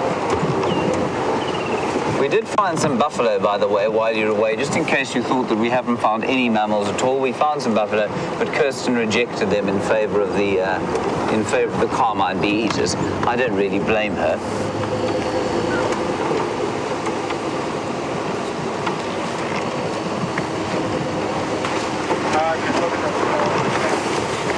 Now we'll pull up onto the wall here, and we'll see what's happening with the frogs.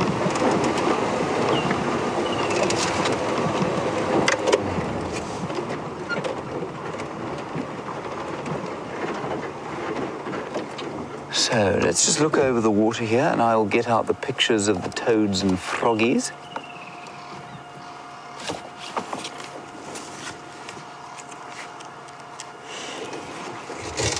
And we'll listen out for some of the birds calling. There are lots of terrapins in here as well, of course. You'll just see their heads poking out.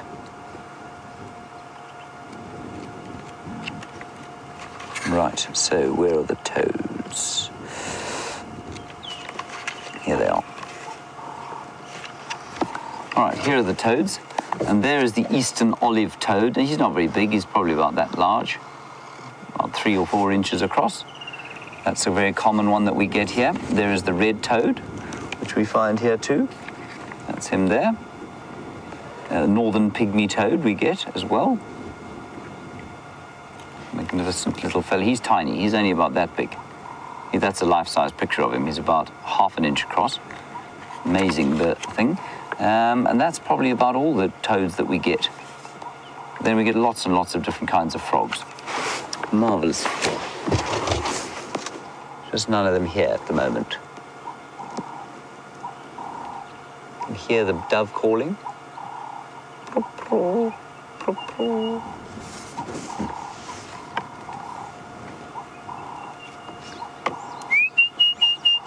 That's the orange-breasted bushshrike. There just does seem to be a bit of excitement amongst the birds. I think also, did you hear those birds calling them Morocco sunbirds? Beautifully black and violet and green and red coloured sunbirds. But I don't think we're going to see them. I think they're a bit far away.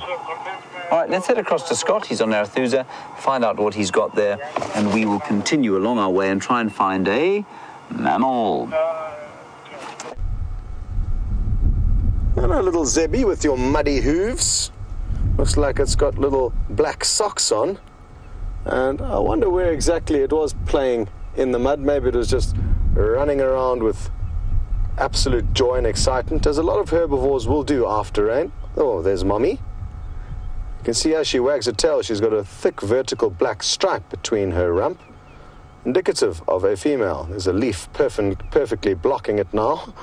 Although, no, there's a little gap. The stallions will lack that vertical black kind of 1.5 inch stripe. A lot of zebra around at the moment, so that is, I guess, one of the benefits of the drought. I don't remember there being this many zebra last summer, and they're obviously preferring it here to last summer because it's not as thick as it ordinarily would be. There's a lot more short grass for them to snack on. Can't get a little gap here of the mother and the foal.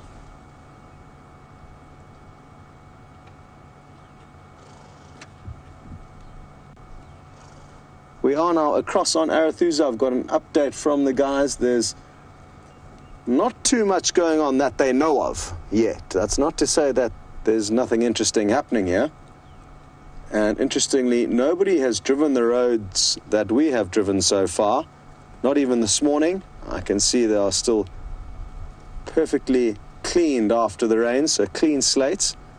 And there's nothing better than driving down a road you know for a fact that nobody has driven down, because there could be all manner of action right next to us, like in this marula tree right on the side of the road here. We could drive along and have a leopard dangling off this branch that nobody has discovered. So there are lots of roads that still need to be explored, and that is our plan. Rocky night, sadly no updates on Mr. Anderson as of yet. I didn't specifically inquire. I try and keep radio comms down to a minimum, and I'm happy to just keep that as an element of surprise. It would obviously shatter our hopes and dreams if we knew he was elsewhere. So by actually not knowing exactly where he is, it can keep us in a more positive mindset. This looks like it could be a stallion. I'm not too sure yet, though. I can't make up my mind. It doesn't seem quite big enough, but maybe it's a young stallion that's still tolerated within the herd, offspring from last year, maybe. For me, the best way to tell is the view from the rear. Just like I showed you with that female now, with that vertical. Oh, no, it is a female. There we can see, hopefully, a bit of a vertical black stripe. Yeah, so it is a female. And it'll be interesting to know how much the vegetation or taste thereof has changed, even since the small amounts of rainfall that we got last night. I think it would have had an immediate effect. The grass would have definitely absorbed it, and therefore will hopefully be a little bit more juicy and tasty than normal. A welcome reward for the herbivores who've really been battling it out so far this summer.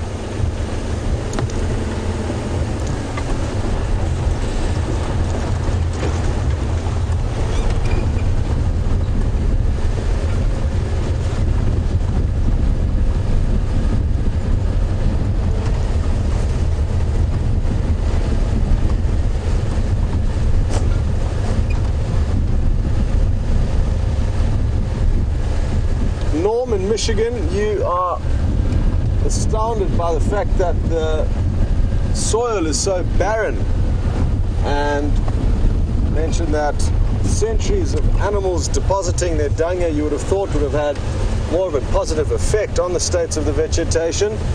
Entirely, but we could dump all the fertilizer in the world over the Sabi sands, or could have at the beginning of the summer, but without water things will not grow.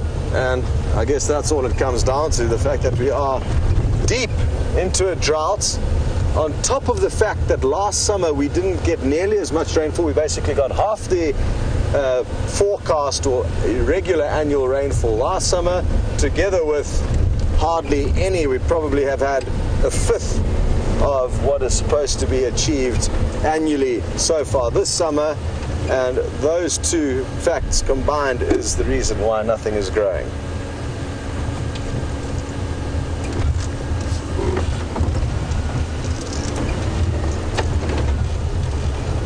This would naturally be a thick green blanket of vegetation. Look, maybe not out of every square inch of soil, but anything sprouting up would have a blanketing effect, you could say. So even though it may not be growing out of every square inch of the soil, things sprout up and will naturally then cover more of this barren earth that you can see now.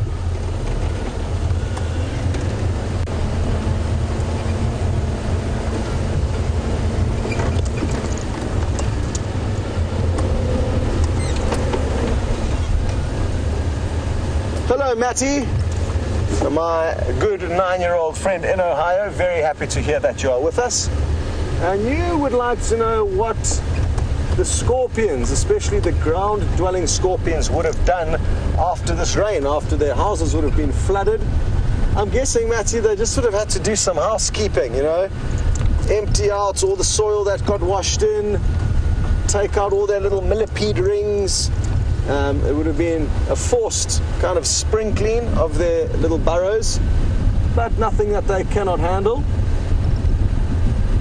And because the earth is so dry at the moment, I'm sure it didn't take long for everything to be absorbed further below their burrows, deeper down into the water table. But I'm going to keep an eye out, Matty, for any scorpion homes, and if I find one, we'll be able to go in and take a closer look as to what exactly they've been doing. I haven't noticed any major activity from them. I'm trying to now scan the ground to find one. Obviously, Matty, you know that some of the scorpions we see live in trees. They would be in a better situation than the ones that live on the ground when it comes to rain. But even still, their little cracks in the trees may have become moist and waterlogged, but scorpions can survive a little bit of moisture. So I don't think they would have had too much of a hard time, more just of an inconvenience more than anything else. Matty, I'm going to continue to try and find some scorpion burrows for you, but while I do that, we're going to send you across to James and some buffalo.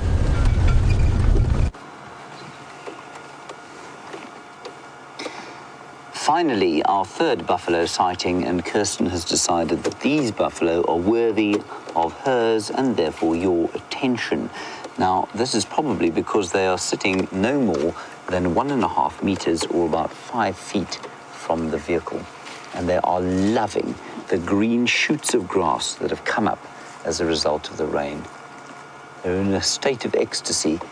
You can hardly tell that, of course. They look like very morose creatures most of the time, but they certainly have a lightness about them. Now, I'm going to just sneak a little bit forward here so that you can get a really good look at them. And I think they've been lying in the mud at Treehouse Dam today. Look at this. This is wonderful. How close we are. And for much of the first part of this sort of time that I was here, every time I drove down this road, there were buffalo that had spent time in Treehouse Dam. They were coming along this area and grazing. And I think it's obviously a pretty nutrient-rich area, so if there is grass, I think the buffalo love it. How on earth they knew to come here, I guess, is just a function of the fact that they've learned. And they're grazing in amongst knobthorn trees and largely black monkey thorn trees, which are very spiky indeed. Every so often you can see the buffalo sort of jerk its back out of the way. There's another one through there as well. I'm just going to sneak forward again.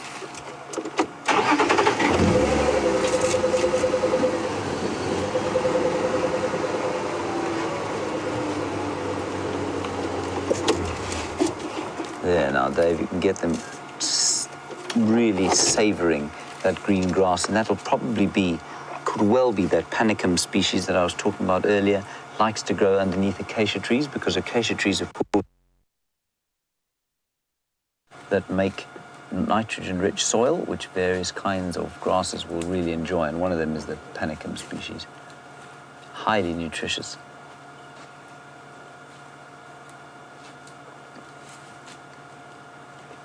I'm just going to be quiet for a while. Just listen to their bodies moving through this woodland and their footfalls and the scrape of the thorns on their skin.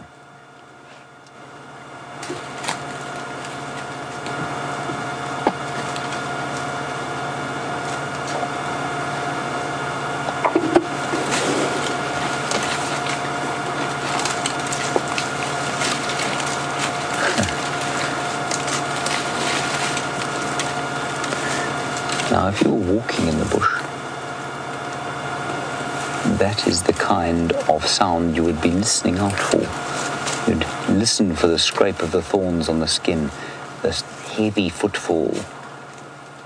And that would indicate to you, of course, that there was a heavy animal nearby and that you should keep a sharp lookout. I'm going to sneak a little bit further forward again, and then we'll leave the old boys to themselves.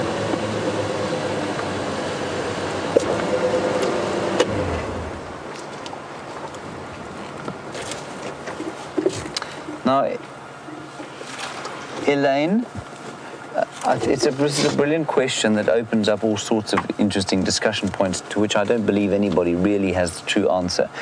You want to know if there's already been damage to the grass sward, to the grass plants from overgrazing because of the drought. Elaine, no, I don't think permanent damage, no. Yes, there's been, I mean, if you just look over here, you can see there's hardly any grass at all there. Is that a permanent feature? No, it's not a permanent feature at all. But there are seeds there in the seed bed that won't grow unless there is a large rain and quite a lot of fertilization, which is quite interesting. I'm going to continue telling you about this. Scott's got a really colourful bird to show you though beforehand. Well, this is the third and final component of the Djuma bee-eater trifecta. The little bee-eater, the smallest of all the bee-eaters we see, and it's a tiny, tiny little bird. It weighs only 15 grams, and from head to toe, or head to tail, rather, is only about 6 inches in length. So very, very small. And it'll have some mates around here. I'm not sure where they are. They usually fly around in small little family flocks. I think Brian has spotted another one. Aha, there we go. Well done, Brian. So that explains it. There's at least 2 of them. And they are monogamous birds, so they form bonds. I think, oh, there's another youngster that just would have landed next to it there. Awesome. So we've got a whole little happy family here, it appears. But they're all flittering off in all directions now. Brian's doing a great job keeping track of them. How are those colours? You may notice a very slight turquoise mascara tinge on their eye. And if we were just a little bit closer, that would be more prominent, but that is one of their characteristics.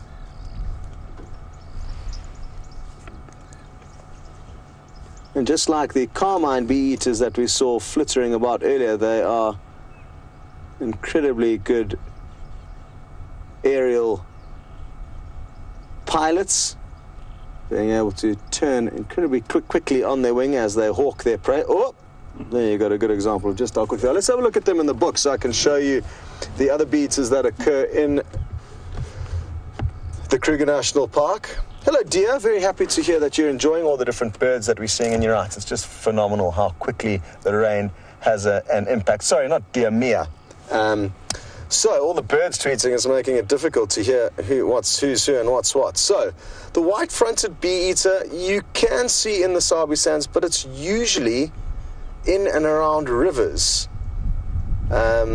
So I'm guessing that's why we haven't seen any. We're not close enough to the Sabi or the Sand River. Then as we move down, we get the little bee-eater, which we've just been looking at here. The picture kind of depicts that little bit of turquoise mascara. Not well, though.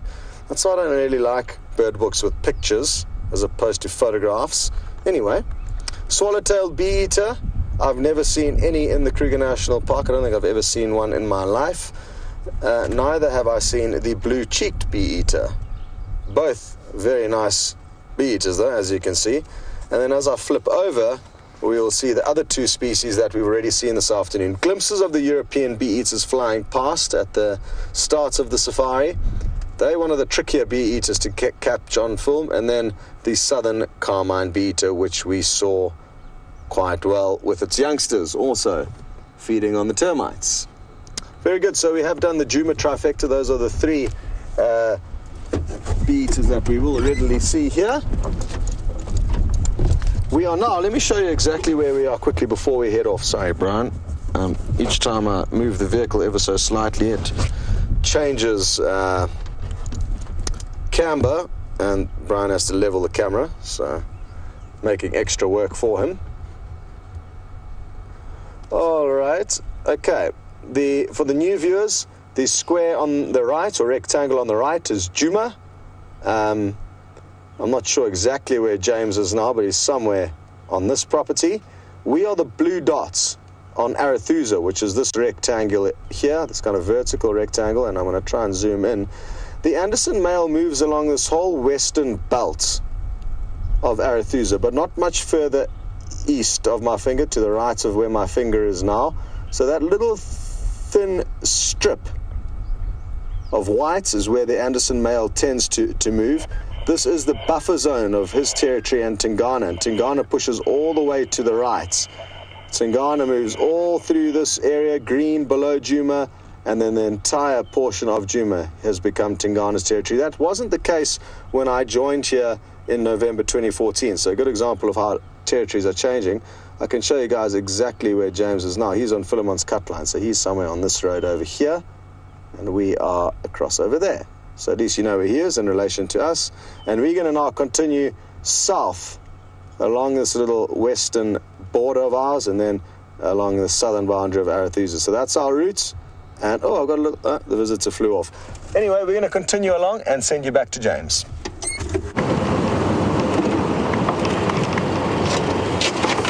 Now we're coming along here, and I just want to try and find something quickly. And it's a thing that Mark, it is there. I can't believe this. Just zoom in on that hole there, if you don't mind. You won't believe what lives in there, everyone. Just keep watching. There's a crab living in there. Now, Mark Weiner, who used to work here for a long time, who passed master of a, you know, he really was a brilliant naturalist, or is still a brilliant naturalist. And he showed Scott once that there was a crab in there, and Scott in turn showed me that there was a crab. And I wondered if it could possibly have survived, given that this pan was completely dry for months. And just as we got in here, I saw it disappearing into that hole. And I don't think it's going to come out again. But we'll keep an eye out as that water dries. Sorry about that. Isn't that cool? So that's a freshwater crab. I mean, it's not very cool for you at the moment because all you can see is a muddy hole. But I promise you, there is a crustacean that went wandering in there. Now, the other thing that I can hear are bee-eaters, lots and lots of European bee-eaters. And I suspect they are so high up in the sky that I can't see them. they'll also be trying to get hold of the termites. We're going to keep going along the road here and just see what we can find.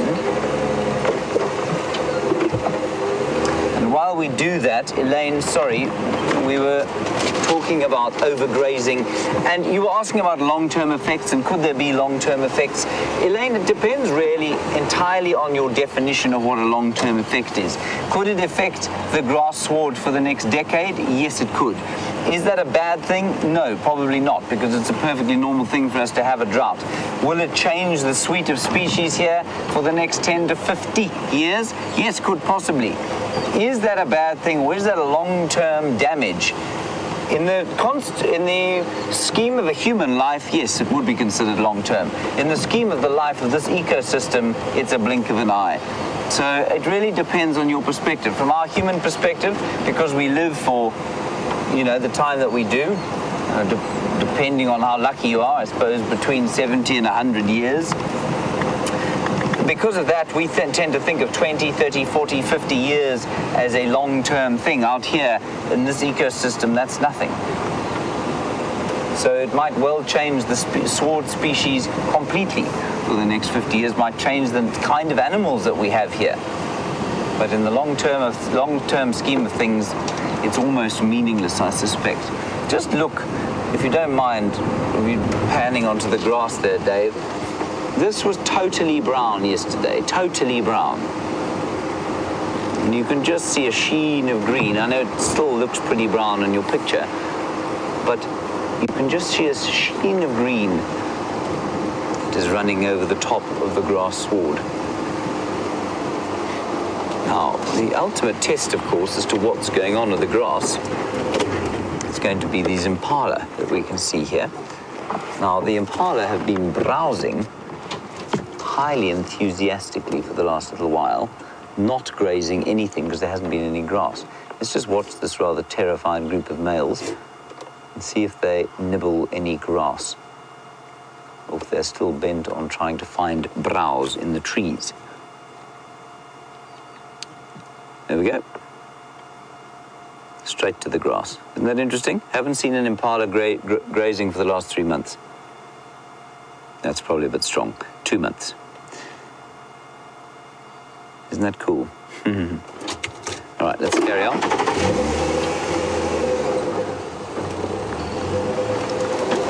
I've seen no tracks of any predator, I'm afraid, everybody.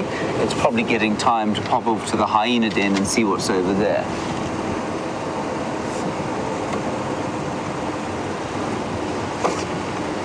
Now, Lael, in Washington, we were looking earlier at the borehole, or what you in the United States would probably call a well, and you want to know if we can drink that water. Yes, you can drink it. It's absolutely perfectly safe to drink. It just doesn't taste very nice.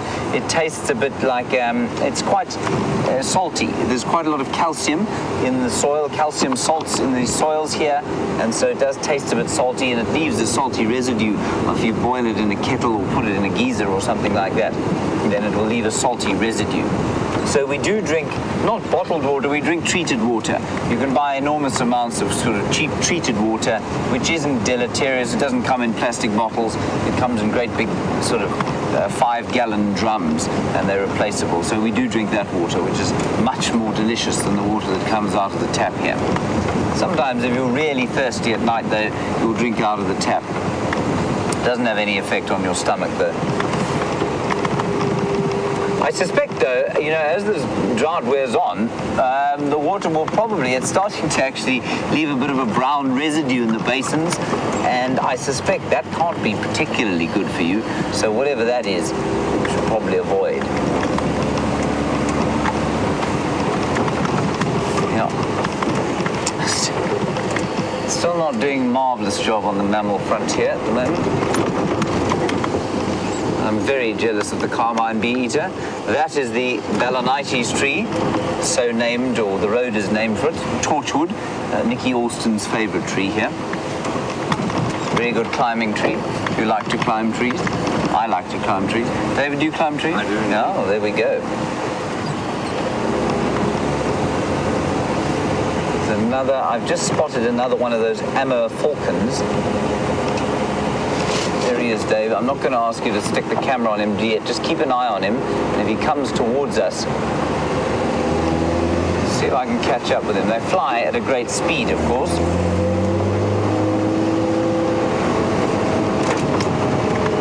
There he goes.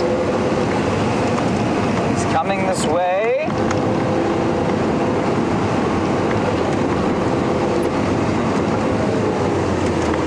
No, I can't keep up with him, not without making you seasick. Let's carry on this way.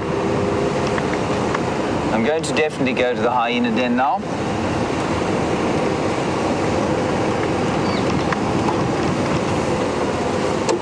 This is a zebra. Now, Susie, as we look at this lonely zebra in amongst the Cambritan woodland there, oh, excuse me. It was quite a sneeze with a bit of a whine thrown in. It's normally an alarm call, but he doesn't look too alarmed at all. Looks very happy. Susie, you want to know how on earth we identify the birds flying along so quickly and so easily? Well, Susie, it's not often that easy, but it's just a question of time. It took me a long time to do. I wasn't a bird watcher as a child, and so I learnt relatively late in life. It's just time. It's just learning the birds in an area. And I remember the day that I had exactly the same question from my trainer that you've just asked me. A bird flew overhead, flipped up into a tree, landed and disappeared from view in the foliage. And my trainer said, well, there goes a brown-hooded kingfisher. And I looked at this woman and I said, you must be mad. There's absolutely, that could have been an ostrich. There's no ways you could have told what that bird was, flying at that speed into the bush and just disappeared. And she said, hey, don't worry, you will be able to do it. And you just get this, this general impression, size and shape or guess of the bird, and that's how you figure it out. So I mean, you learn the way a hornbill flies with that loping motion. These are simple examples. You learn the way a kingfisher, when it goes, oh, there's a lesser spotted eagle, which I missed, sitting right underneath. Hopeless, Henry, hopeless. It's just up ahead. We're going to try and sneak up there and have a look. David, I'm zebraed out. Let's go and see if we can find the lesser spotted eagle. He's just up ahead. I saw where he landed. So, Susie, it's just a question of time. You learn how these birds fly. You learn little tricks. The way that a woodpecker lands in a tree, the way that a kingfisher will fly towards a tree and then up into it. And eventually it just becomes kind of second nature. And I get the same feeling that you just got watching, you know, us identify birds with really impressive birders. They'll get half a call and identify the bird. Oh, it's in this tree here, I think, David. Is it? No, there it is. It's up there. There. Just in the top of the foliage there. Don't fly. No, up. It's the dark, there he is, dark patch in the middle. Up a bit. That's him. I think that's the lesser spotted eagle. Could be a brown-headed sparrow with that picture. I just thought it was lesser spotted from the mottling of the feathers, and I know you saw one with Scott, and I was just very jealous. That's why I wanted to show you this one. I think that's what it is. Let's see if he flies as we go.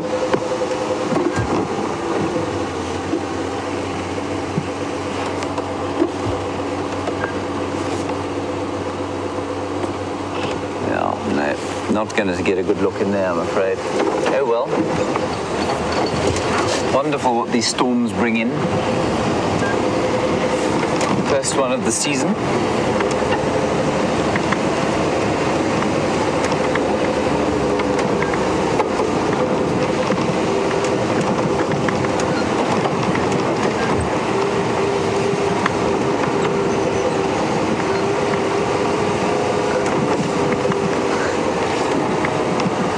Not really sure how to answer this comment, but Michelle in Michigan, you say you want You want Scott to go to the hyena den because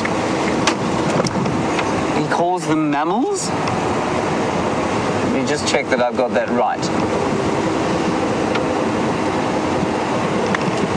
Because you'd prefer to see mammals, I see. Okay, well, we'll see if we can get there and find them. We're not too far away now. It's a log lying in the bush.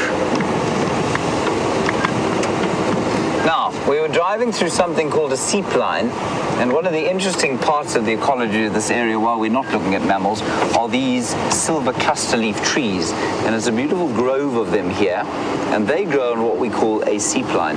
And a seepline is an area where there's some sort of subsurface soil barrier that doesn't allow the water to sink to the bottom, and when it rains, this area will become inundated with water.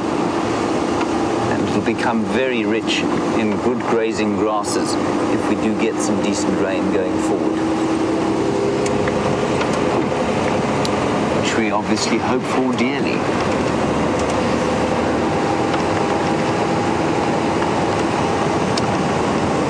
Alright, let's head across to Scott, see if he's managed to find any mammals, and I'll see you at the hyena den.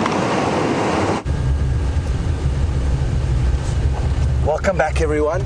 And we've had a little bit of excitement. It could be us merely just getting ahead of ourselves, but we looked across, we were driving along the other side of this little riverbed that is flowing downstream in the direction of my hand, so there's no water in it at the moment, but there was some impala on this side of it. We were driving along the other side of it, and they just looked a little bit nervous. On top of that, we heard a squirrel alarm calling. We raced across onto the side of the riverbed and have yet to come up with anything. The squirrel stopped alarm calling, but there could be a leopard or some other predator nearby. I'm not sure whether the impala are merely responding to the alarm calls of the squirrel, hence showing their nervousness, or whether they can possibly smell the leopard or the predator that it may be. I'm guessing it is a leopard, if anything. That's what my money's on. But the bush here is quite thick, and the leopard could have slunk off or just merely be lying down in a spot where we may not be able to see it. The impala, we drove past the impala, they're going to be just up ahead of us, so we came racing up this way, checked a decent distance behind us, and then now I've turned around and I'm coming back in a little bit more of a civilized manner. We were racing as fast as we could to try and work out what was going on earlier. A herd of impala are now just up ahead of us. We'll get some visuals of them shortly. And it's just so important to read into the other animals, or any of the animals of this area, because their senses are so much better than ours. Let's see how these guys are looking. They seem okay. Oh, you see there's a little bit of nervousness. There's that male probably not helping things, giving the ladies a hard time. There is also a little bit of a breeze. So this breeze will be making them nervous. You may notice some of the trees and leaves blowing when the wind catches them.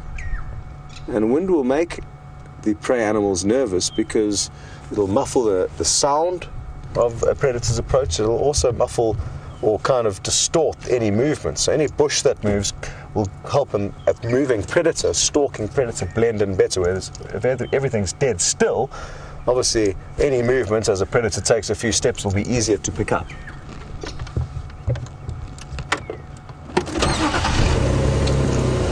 Maybe it was a false alarm, but it certainly was exciting coming across here. The squirrel was what kind of confirmed or gave us good reason to race across here on top of what looked to be quite nervous impala. The trouble we face, I mean, the leopard could be 10 or 15 meters away from us watching these impala now. And naturally it doesn't want to be seen, so it's going to be flat to the ground, making it difficult for us to spot it if it is in fact here.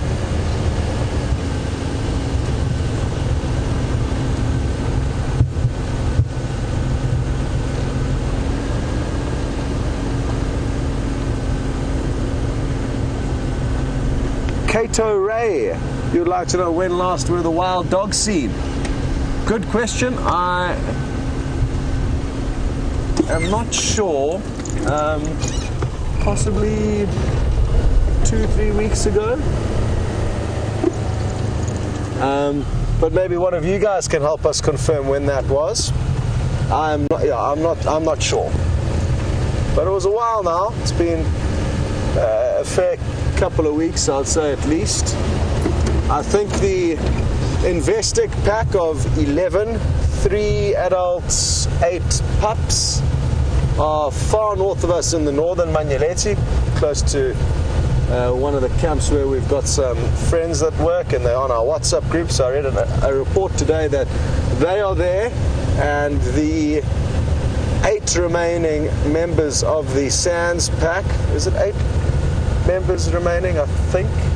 I'm not too sure. I'm not too sure on how many members of the Sands pack are remaining. I can find out now quickly. I'll just double check on that WhatsApp group. But they were seen in the southern Sabi Sands, the southwestern section of the Sabi Sands, not too far away. Investec pack close to there, and then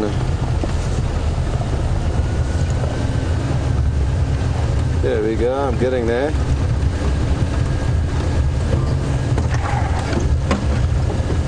Okay, we last saw the dogs on the 12th of February, so quite a while back. So 5 pups are remaining in the Sands pack, and I just can't remember how many adults were in that pack anymore. Probably 5 or 6 adults in that pack, so I think there's about 10 or 11 of them remaining as well. And interestingly, the alpha male and female were mating a couple of days ago apparently, so that's awesome news. They're already thinking about the next generation. They usually give birth in and around May, that's when they den. So if we're in the end of February now, March, April, May, 2.5-3 month gestation period evidently. So that adds up. Let's hope that they decide to den on Juma. I'm not sure when last a pack of wild dogs did den on Juma, but it just means you are going to have an awesome 2 or 3 months. That's how long they will raise pups in a den for. The pups will start running with the pack and no longer rely on a den site once they're 3 months of age. But for those first 3 months, if you've got a den on your property, you are in the money, because you've got those adults that need to disperse from that den every morning to go hunting. And of course, you not only get to see them doing that, but you obviously get to see them returning to the den, regurgitating food for the pups, and obviously the cute, cuddly little pups as they grow up. I was lucky my first 3 years as a guide in the Sabi Sands. Wild dogs denned on the property that I traversed every single year, so I got spoiled. Subsequently, haven't been that lucky.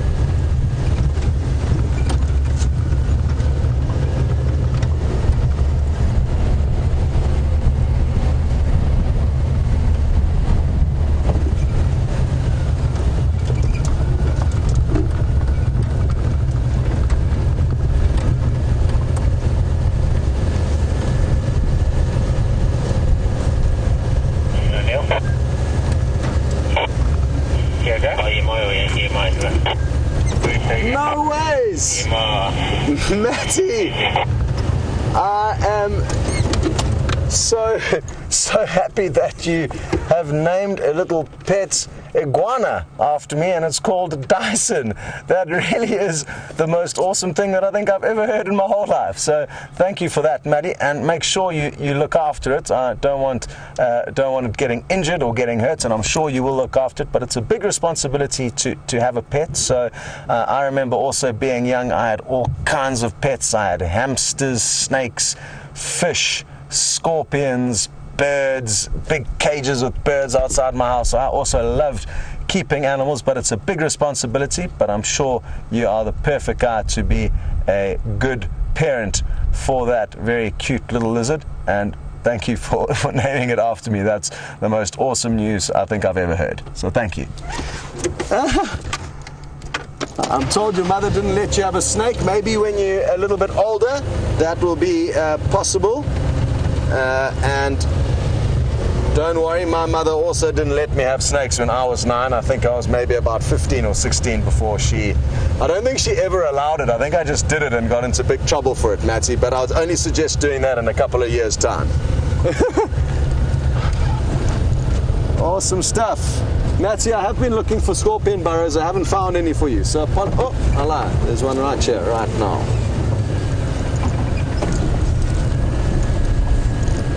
So, over my right shoulder here is a little scorpion burrow. There doesn't appear to be too much housekeeping that has been done. I can't see any soil piled up at the entrance, but that's not to say that the scorpion hasn't been busy, or maybe it was just lucky and it didn't get too much rain falling, or at least collecting in its burrow. Like I said earlier, maybe it's just that the ground is so thirsty and dry that it just got absorbed, straight through the burrow and further down into the ground. So there we go. We'll keep looking for some more that may be a little bit more active, and the next time you see us, I think we will be at the Arethusa Waterhole, which is just ahead of us, but for now you guys are going to the hyena den.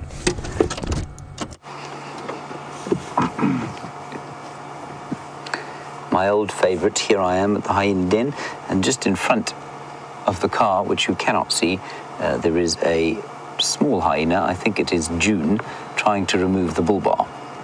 So there she is. She took hold of the bull bar. Please don't look at that VR rig, because that is much too expensive. You can't afford a replacement. Do not. That's it. No. He's so sweet, and he's just smelling the air. Air is going from us to him, so he can smell human. She can smell human. Coming around the side. Hello.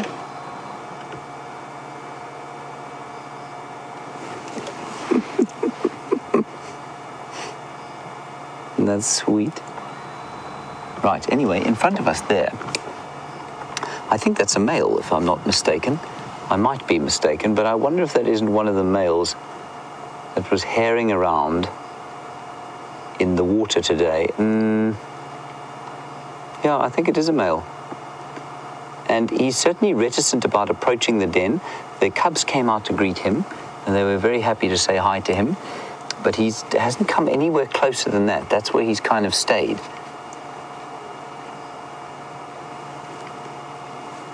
Now, who's this? It's definitely a female. I think that might be Corky, actually. Let's see the top of her head.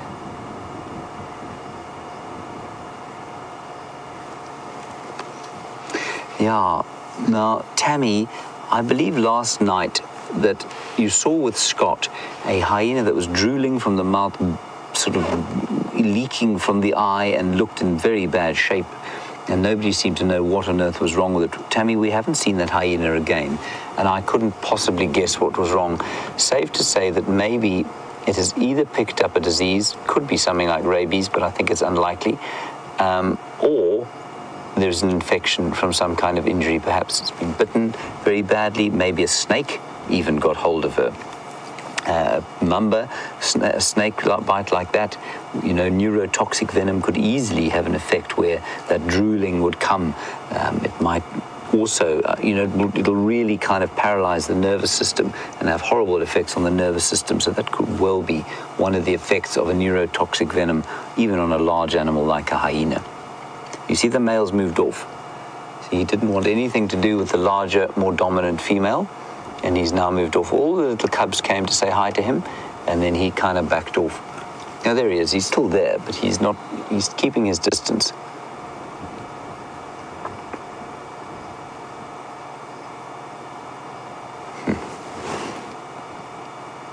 And just the most brilliant sighting from this morning. See, look, he's just nervous.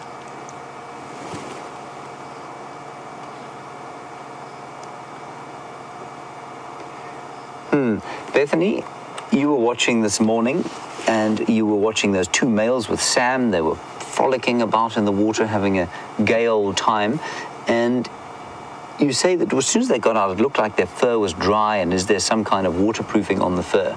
Bethany, there isn't, as far as I know. I think you'll find, though, that the fur is very matted. It's probably quite greasy, and it's probably relatively water resistant. But no, they do get wet, and I mean, they swim purposely when it's cold, when it's hot. So they don't want fur necessarily to be water resistant. The male's now moved off. See how sadly those little ones walked after him, as if to say, please don't go, let's play a little longer. But the female said, off with you, man. And that's June, I think, following on there. Could be her father. And whether she knows that or not, I don't know. Now, Kathy, you're a new viewer, and of course I do keep forgetting that I need to reiterate some of the stuff. You want to know how old the young ones are. Well, there are different classes of young ones. That biggest young one that was trying to eat the Land Rover was born in June last year. That's why she's called June. These two little things that you're looking at now were born in December. They're called D1 and D2. D1 is the one with the little left hind foot that has a white patch on it, and that's the female. That's her there. And that's a little male born in December as well. D2, and that, if I'm not mistaken, is their mother, Corky. I can't see the top of her head, though. I think that's her. No, it's not. It's not Corky. I don't know who that is. She has got one set of ruffled ears, but I don't think that's Corky, so I'm not sure who that is. Anybody who knows, please send through. We've got some wonderfully brilliant guests, at least brilliant viewers, who are excellent at identifying these hyenas. So I can't tell who that is, to be honest. And then there are another two very small ones. Another two very tiny ones that were born in January. Now, Kirsten says to me she thinks that is Corky. Kirsten, I'll tell you why I don't think so. She doesn't have those scars between the ears, on the top of the ears. She's got one, obviously, very mangled left ear, but she doesn't have that scarring between the ears. So I would say not. Unless this is the scar-backed female. Ah, you know what, David, can you just go back onto that one there, on the ground there, hind end underneath where she's lying on the ground. Now, if you look carefully, you can see a scar there. It's grown over since it was last obviously seen. I think that's the scar-back female, which would be June's mum. Here comes June now, to the right-hand side. That's who I think that is, but I'm happy to take any kind of advice from our hyena experts. She is just totally fearless.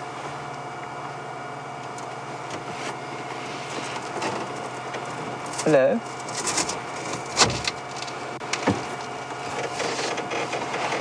I'm now sitting on the door looking at her, trying to see what she's going to do. Do not take anything from the wheel. Oi. Oi. Extremely naughty hyena. Hey, she's ignoring me completely.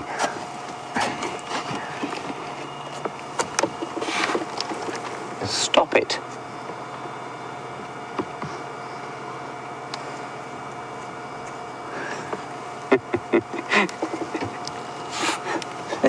Look how terrified she is. See her running away.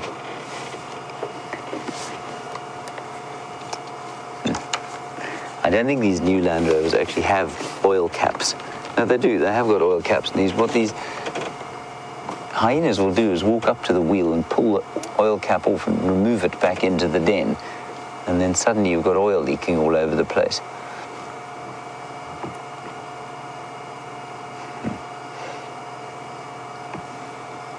And although they do rest, they don't sleep soundly like lions do, for example. So she's always up and looking around. Joni, interesting question. Why did I think that hyena was male? Joni, he's still there. A few reasons. Firstly, the fact that he was kind of staying away from the females. Secondly, that he doesn't have teats, and all of the females that I know in this clan have got cubs. And you can see that this hyena definitely doesn't have teats that are the same size. Also, and interestingly, here he comes. If you look at a hyena's penis, or pseudo-penis in the case of a female, the male's is normally pinched off, and the female's is normally kind of very straight. Now let's just look here.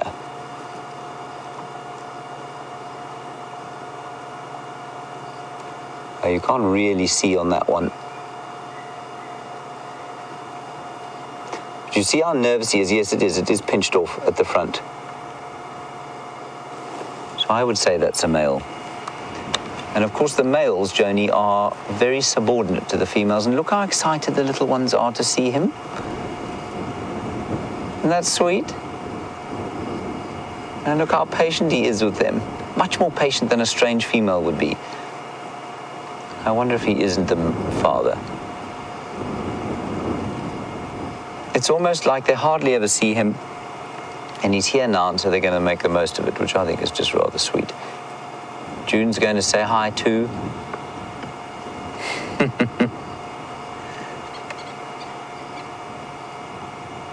Yeah, that's definitely a male. You can see now, end of his penis is quite pinched off.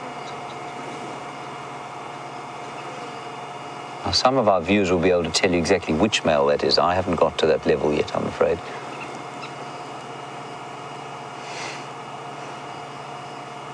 This is so cool.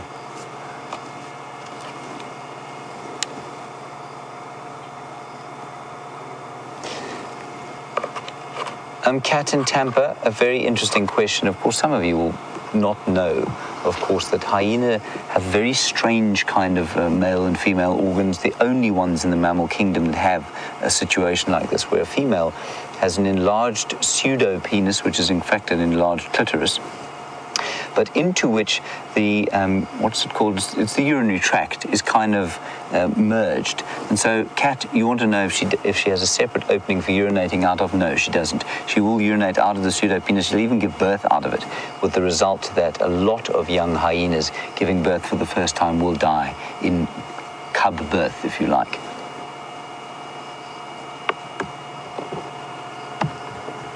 Now, David has actually zoomed in on the hyena, which is about to climb into the passenger seat. That's June.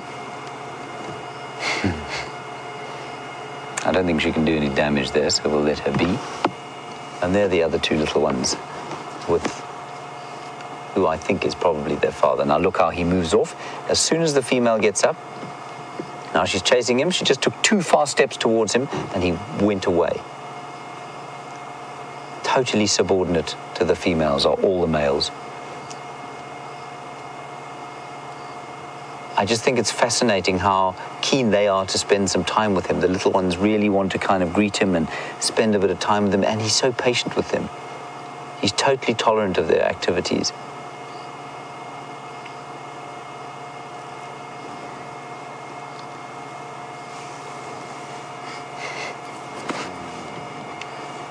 And Miss Lynn, are you making a statement that he's probably the son/uncle?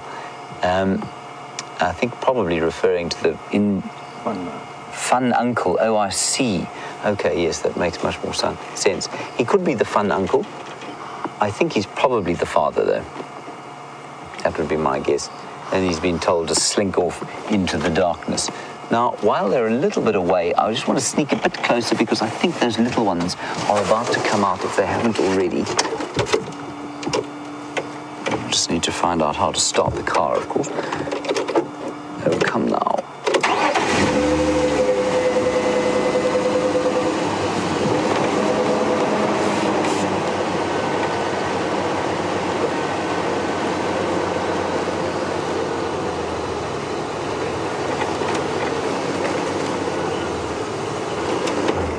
Now we can look at any side, but over to this side.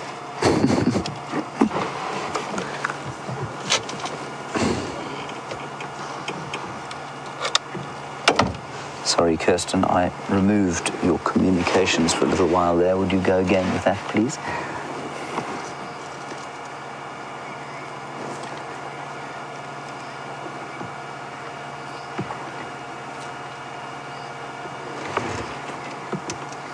Hello. You are very sweet. Now, Virginia, you want to know why June's fur over here? That's June there, David. Her fur looks thicker and lighter than these other two. Well, Virginia, that's a very good question. The other two, of course, have just lost their black fur from being tiny little cubs, and so they will inevitably be slightly darker than she will. She's quite a light hyena. Hyenas will have some variation in their color, of course.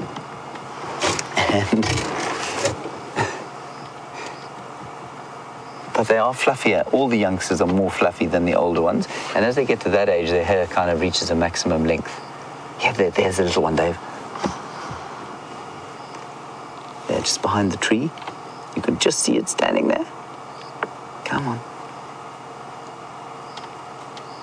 Now here comes an adult to do some disciplining.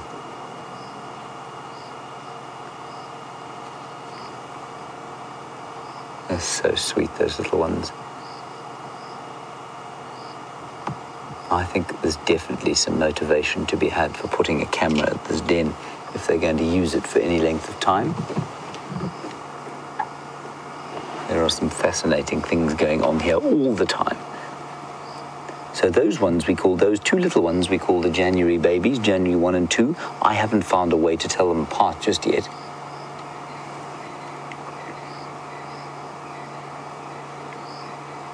So sweet.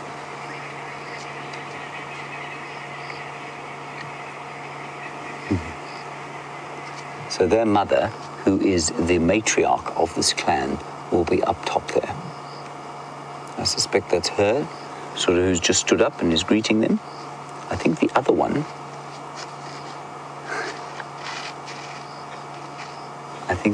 is probably Pretty. Let me just get my powerful binoculars out again. Oh dear. I hope I haven't lost them. Here they are. Yeah, that very good-looking, pristine-looking female there, I think, is Pretty, probably. And she is the mother of November, who we haven't seen yet this afternoon. She was born in November, obviously. And that is the matriarch with the others. So I think we're getting a handle on things here at the hyena clan. There's a wonderful Facebook group called the Hyenas of Juma and Arathusa. So check that out. There's some incredible information that our viewers have put up there. It's just fantastic.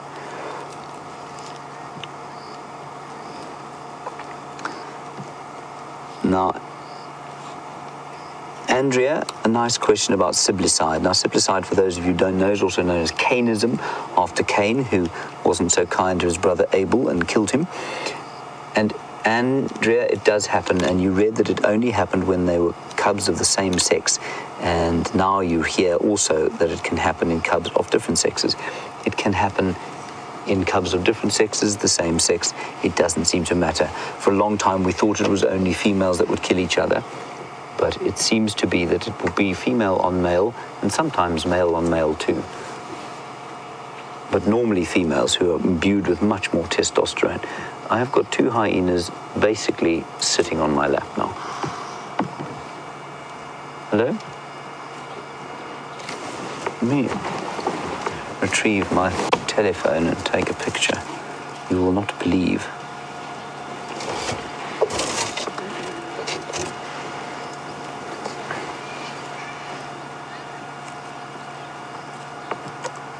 Oh, that's interesting. So, Michelle, in Michigan, you reckon that hyena that we saw now, the male, was the sick one from yesterday. Now, that would make sense for two reasons. Firstly, when hyenas are sick or when they're upset, or if they're in trouble or injured, they will come back to the den. The males will come back to the den and seek out kind of protection from the rest of the clan. So that would make sense. If he had been bitten by a snake or something like that, he would have come back here to convalesce. And I wonder if that isn't precisely what's happened. So Michelle in Michigan, thank you very much for that. Perhaps it was a snake that injured him. He came back here, spent a day, and he's worked the poison through his body, which is not unusual. That's entirely possible with animals like this, especially with the constitutions of a hyena, for them to work through what could be a very kind of dangerous poison for a human being, or dangerous venom for a human being. And then Dave, just quickly, sorry, up at the top there, November's just come out of the den, so I think that is definitely pretty. There, you can just see there. So all seem to be present and accounted for, unless that's one of the Ds. No, that might be one of the Ds.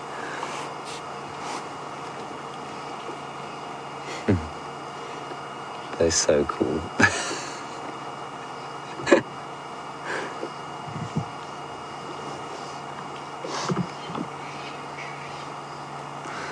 David, would you like to answer Teresa's question?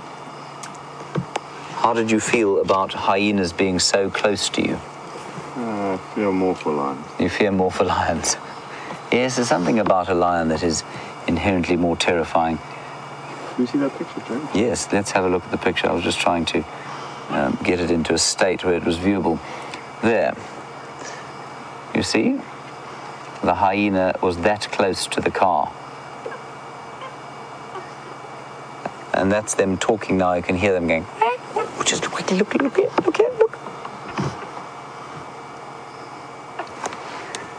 It's just leaning on the log there.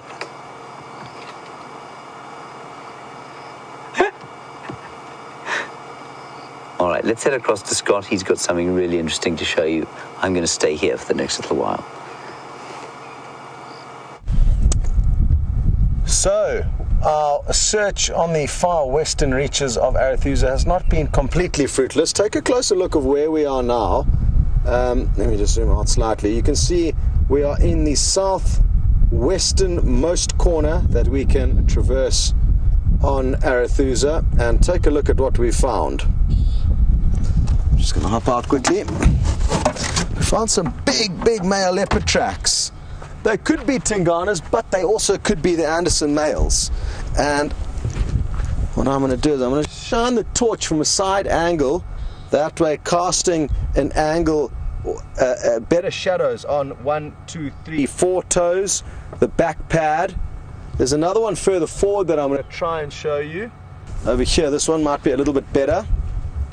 And again, look at this, how well the torch works if it simulates early morning sun at a low angle as opposed to midday sun.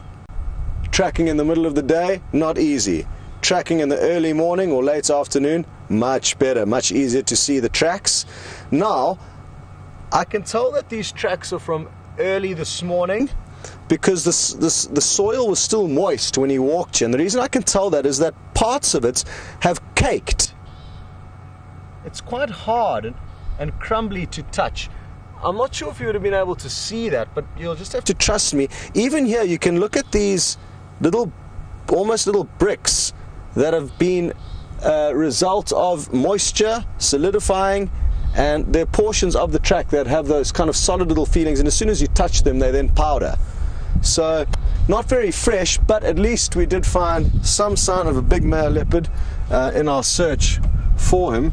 Sadly though, we've driven that whole western boundary with no sign of him, so not too sure where he could have gone. He could have gone further west into the neighboring property. Whichever one it was, Anderson or Tingana, we will never know. Some of you may remember a sighting we had of Tingana vocalizing, facing straight down the camera, only a few meters from the vehicle. That was the same afternoon we found Tingana walking along this road and to where the tracks are here, and then continued up along the road we've come on. So happy memories, and a good example of how leopards will like to follow said pathways. I have also on many occasions found big male leopard tracks at this road junction. And that's because the chances of finding leopard tracks are good here because two males check this area. It's a boundary between their territories, therefore increasing your likelihood of seeing tracks. on a border where not one but two animals may move. Wunderbar.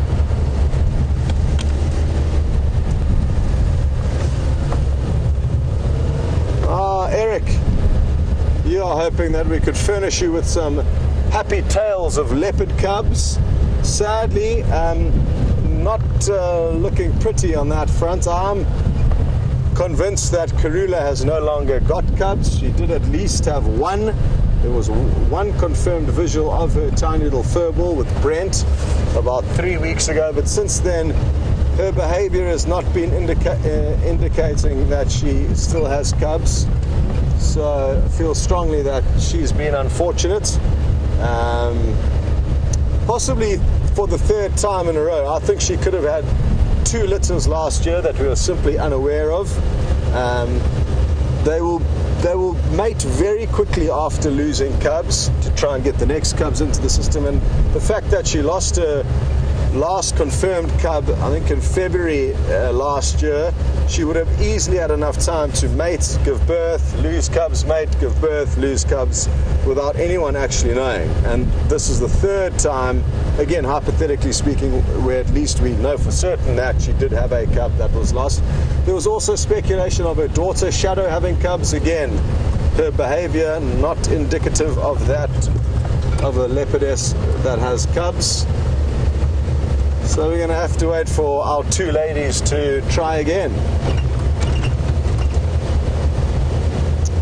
There are many other leopard cubs in the Sabi Sands, just simply where we cannot go. To the south of us there are, or at least the last time I heard, there was a female, I've forgotten her name now. What's her name? Anyway, in the western section of the Sabi Sands, can't remember her name, but she's got 3 little cubs, and that's uncommon for a leopard to be successfully raising 3 cubs. Usually it's 2.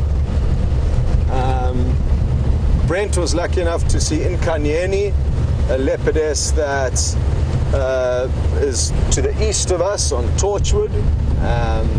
So neighbors, but I've never seen her. She's got 2 cute little cubs that I think are about 3 months old now. Brent was lucky enough to see them a couple of days back while he was traversing the property east of us. So they are around, but just not on our property. Our luck will change though. We just have to be patient.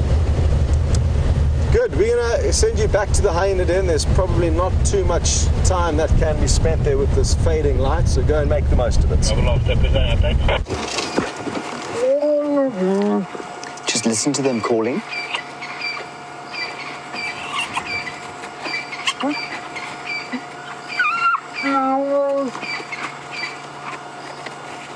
There's 2 females.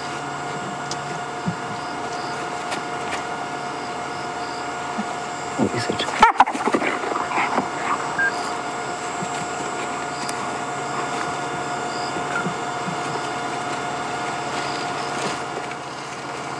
Fascinating stuff. Everyone is here, by the way. I definitely saw November. So the 2 Ds and the 2 Js. And everyone is here. Oh, another fascinating time here. I think this is a good time to leave, everyone. I don't want to be here after dark. And just quickly to show you once more, the male is off to the side there, on his own, observing. There he is.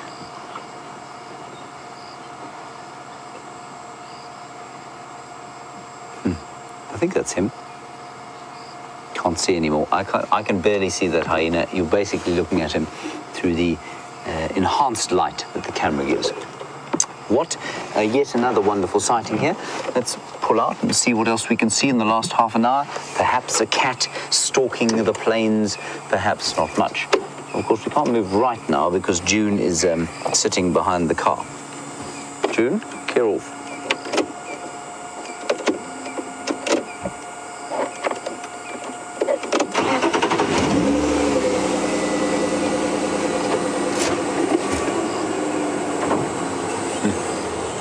That was just fantastic. There isn't anything behind us, is there, David? Yeah. Clear.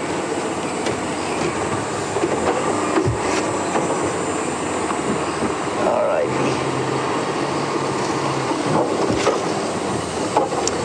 I think what we'll do cast around where we last had those tracks of the leopard and just see if she isn't perhaps coming out of hiding somewhere. She may have had a kill of some sort for the last 2 days, and let's see if we can't find her popping out to have a drink. I know that the Jumadam Pan Cam is not quite up to scratch at the moment. In fact, it's not working at all. And we'll just drive past there and see if she's going to have a drink, and then we'll head down Twin Dams Road, and perhaps we will be lucky. Spotlight out. And we won't shine light on those hyenas just yet. I think they would need to be at least sort of a year old before we'd be prepared to stick a light on them. If they're adults, they don't seem to mind. Well, I mean, they don't mind at all, but we just don't want to put them at any kind of unfair disadvantage.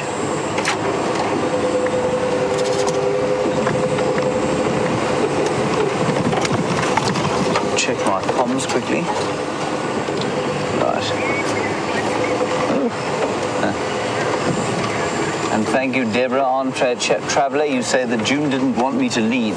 No, well, you know, June and I have a special relationship. I'll show you. While you were gone, she came right up to the car, and I stuck my phone over the side of the car. She didn't react. She just kind of looked at it. And at one stage, I was a little bit nervous she was going to take it in her jaws and remove it. But she didn't do that. So we've got a really nice close-up of her.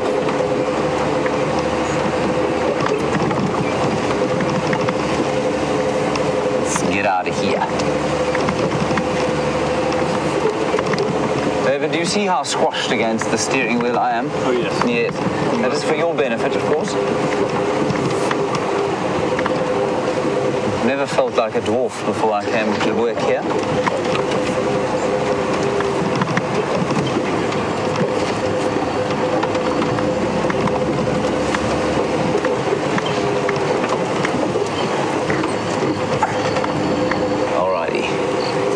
On the road and see what creatures of the night we can find. I still hope one day very much to see a civet live.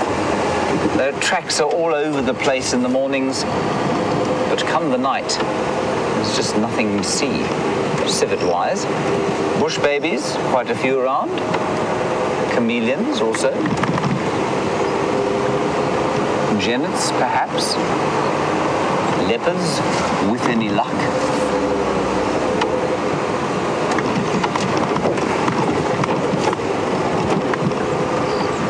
Perhaps the odd owl as well. That would be fun. Oh, kingfisher. There's a kingfisher just, there we go. And he's just hiding there. And the kingfisher, of course, this woodland kingfisher, is not shy to keep yelling throughout the night, making the most of the little bit of time that they have to breed. And I think probably looking for insects. Yes, hawking insects out of the air that are coming to the light now. So that's why they'll be around the water. There's a little pan here on the left, right-hand side, you can see there. And the kingfisher will be hanging around here for the insects that are lurking around the water. That's very clever.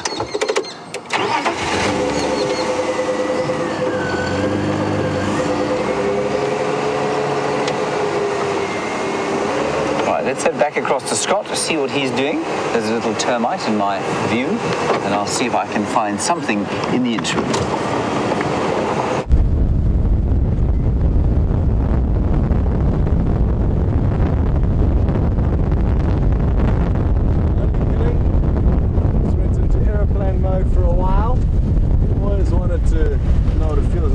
Take off in an airplane. This is, I think, the closest I'm going to come. Well, at least while I'm piloting. So, we are on the Arethusa International Airstrip, and we are slowly making our way back towards Juma. Who knows what will happen along the way? I'm hoping that the African rock python that I was speaking of earlier is going to slither across the road for us. That would be a great way to finish off what's been an enjoyable evening spent on safari with all of you. who knows, maybe we'll get lucky and get a little bit more rain tonight. A little bit of wind picking up, cloudy skies. So, good prospect with a bit of moisture. And I'm told you're getting a good idea of how windy it is from my microphone. Maybe I can try and put it somewhere a little bit more protected.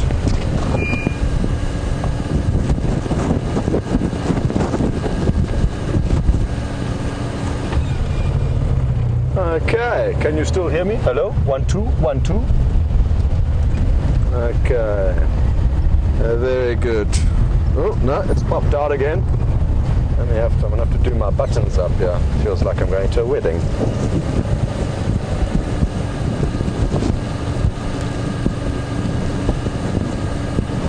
Hey Michelle in Michigan, you would like to see a big African rock python and 2 of the cobra species we get here. So one would be the Mozambican spitting cobra, the other would possibly be the snouted cobra, formerly known, I believe, as the Egyptian cobra. Yeah, there's equal chances of seeing all of them. Maybe the greatest chance of actually seeing a snake or out of those 3 would probably be the Mozambican spitting cobra. I think I've seen more of those than any others, although I've only managed to, I think, get one on camera, and it was a tiny little one. Some of you may remember. We even managed to get it to flare up its little hood and display for us. That was so cute. It was absolutely minute, that one. So it is possible, Michelle, but the Mozambican spitting cobra is, interestingly enough, like infrastructure. So we tend to find them in and around the camps quite often. It's probably the snake that I've caught more than any other to remove from guest rooms whilst working in the Sabi Sands. Always a thrilling call to get over the radio. Scots, there's a snake in your guest room, and then you grab the snake tongs, a long kind of pole with a tong action at the end, and you can quite safely, if you know what you're doing, catch snakes with those tongs at a safe distance and remove them back into the wilderness. We'd also take a big visor, clear visor, in case it was a Mozambican spitting cobra that would always spit at you. But thankfully, if the spit just lands on your skin, nothing will happen unless you've got a gaping wound that the venom gets into. Then it could cause a little bit of trouble.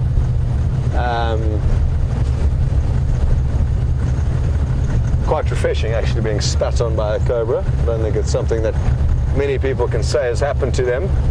Reminds me of a very interesting sundowner stop one evening where I parked the vehicle at a small waterhole, and myself and my tracker, James Mdaga, this was before he got run over by a buffalo, or at least attempted to run over by a buffalo.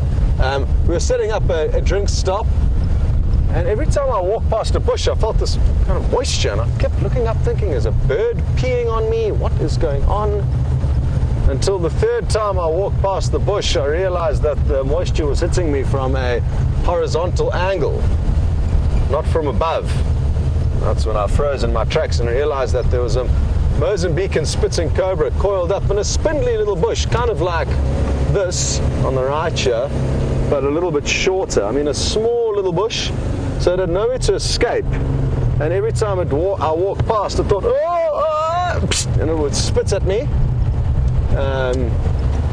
Ended up being a great sundowner, because once we established where the snake was, I put my Ray-Ban aviators on. Those are my sunglasses back then, and I did a little demonstration with the guests. Got it out the tree with a long stick, got it to flare its hood. You would not believe what luck we are in. Speaking of which, here is a snake in the tree. It is a boomslang. Can you believe it? Well, let's get into a slightly better position.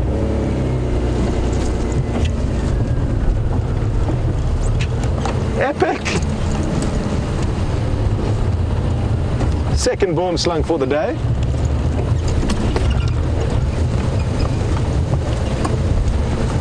And it's not the same tree, nor is it the same boomslang.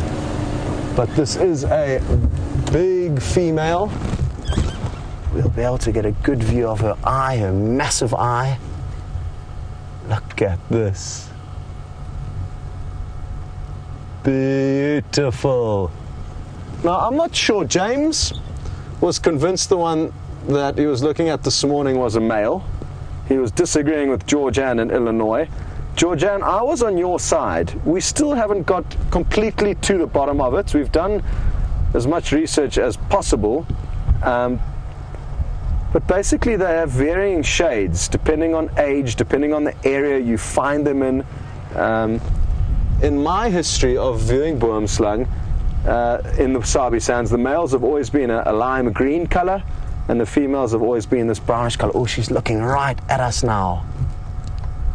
Look at this.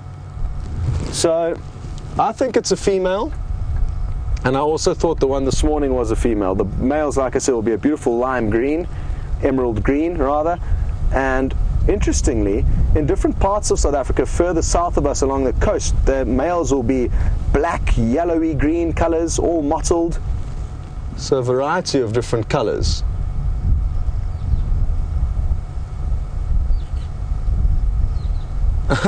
James says I'm throwing him under the bus, but like I said, I cannot be 100% certain that I am correct.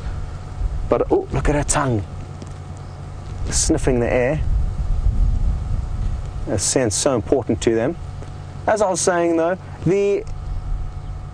I'm not convinced that James is wrong. I'm just merely offering my opinion, so I'm not categorically stating that, but opening up a discussion where it may turn out that he could well be wrong, and it could turn out that I may well be wrong. So, oh, look at how quickly she can move that head of hers.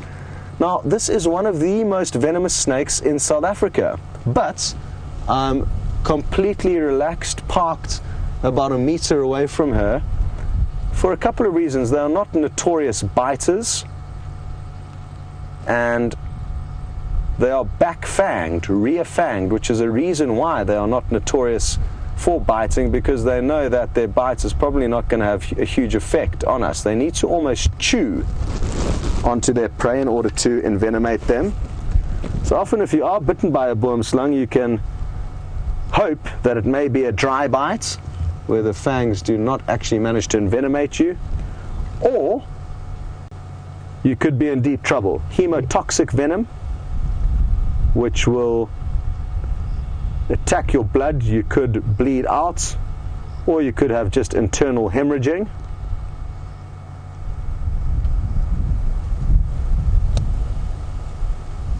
Awesome, awesome stuff.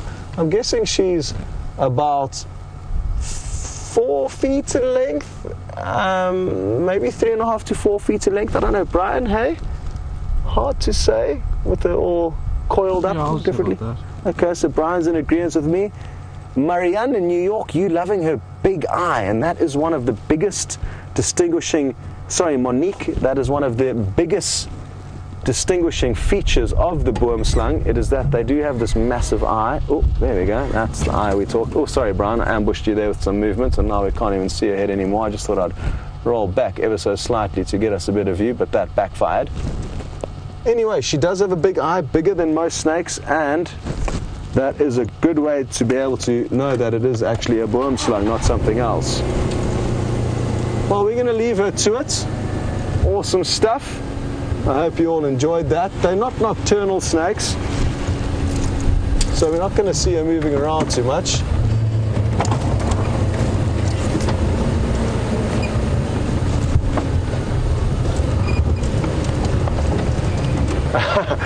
James Bear, you'd like to know if we bring the guests a new set of underwear when we come to catch snakes, and sadly not. That is up to them. Now, something I'd just like to show you quickly is what to look for when looking for snakes in trees, similar to scorpions. I mean, you can quite clearly see that something is amiss there, even from far. I mean, that is not a branch. That is something that sticks out like a sore thumb. To me, I don't know if you guys agree. So those are the obscurities you're looking for when you're driving around at night. Oh, it looks like she is on the move now. That's probably because of our presence and the fact that we have lit her up. So we are going to leave her to her business before an owl swoops down and consumes her. She's not very well concealed out on those dead branches. She obviously thought it was safe to slither out there once darkness fell, but it would not be it's not actually a typical place. I was surprised to see her out there. They usually would conceal themselves in thicker vegetation.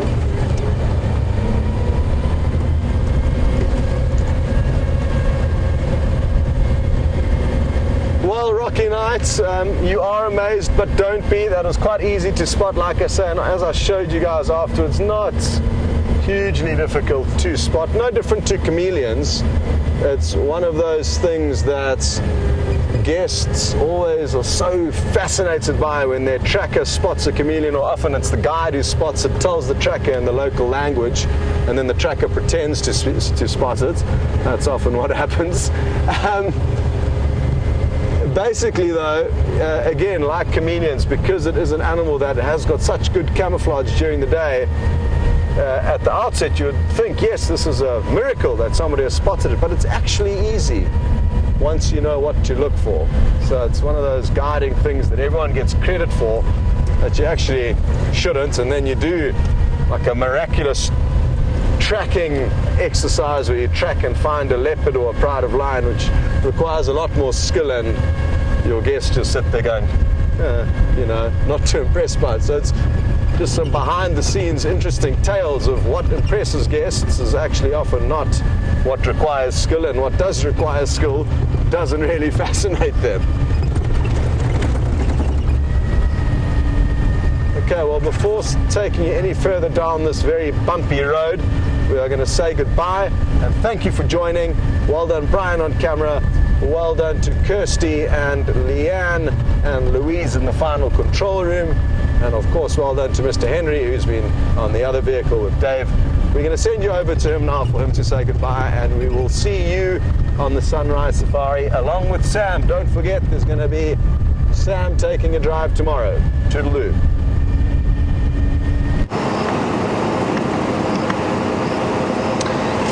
Sure that saying well done to me is necessarily a good idea from Scott, but very kind of him.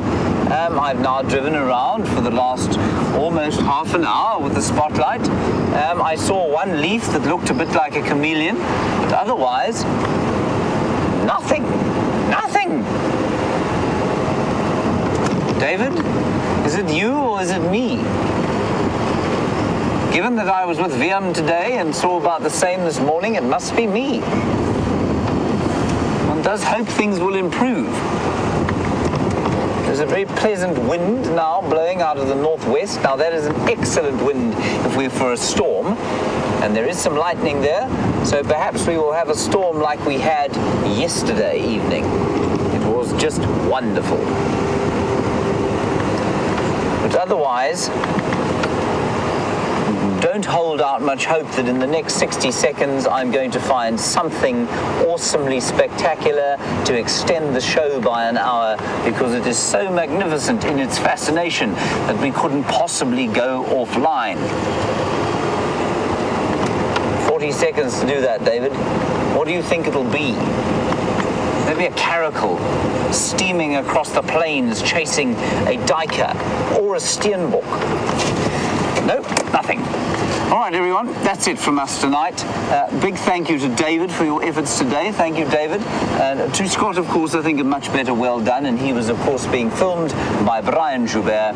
And thank you to Kirsten on the Vox and Leanne on the keys. And mostly, thank you to all of you for your questions and conversation during the course of the afternoon. It's been wonderful. We'll see you tomorrow at 05:30. Bye-bye.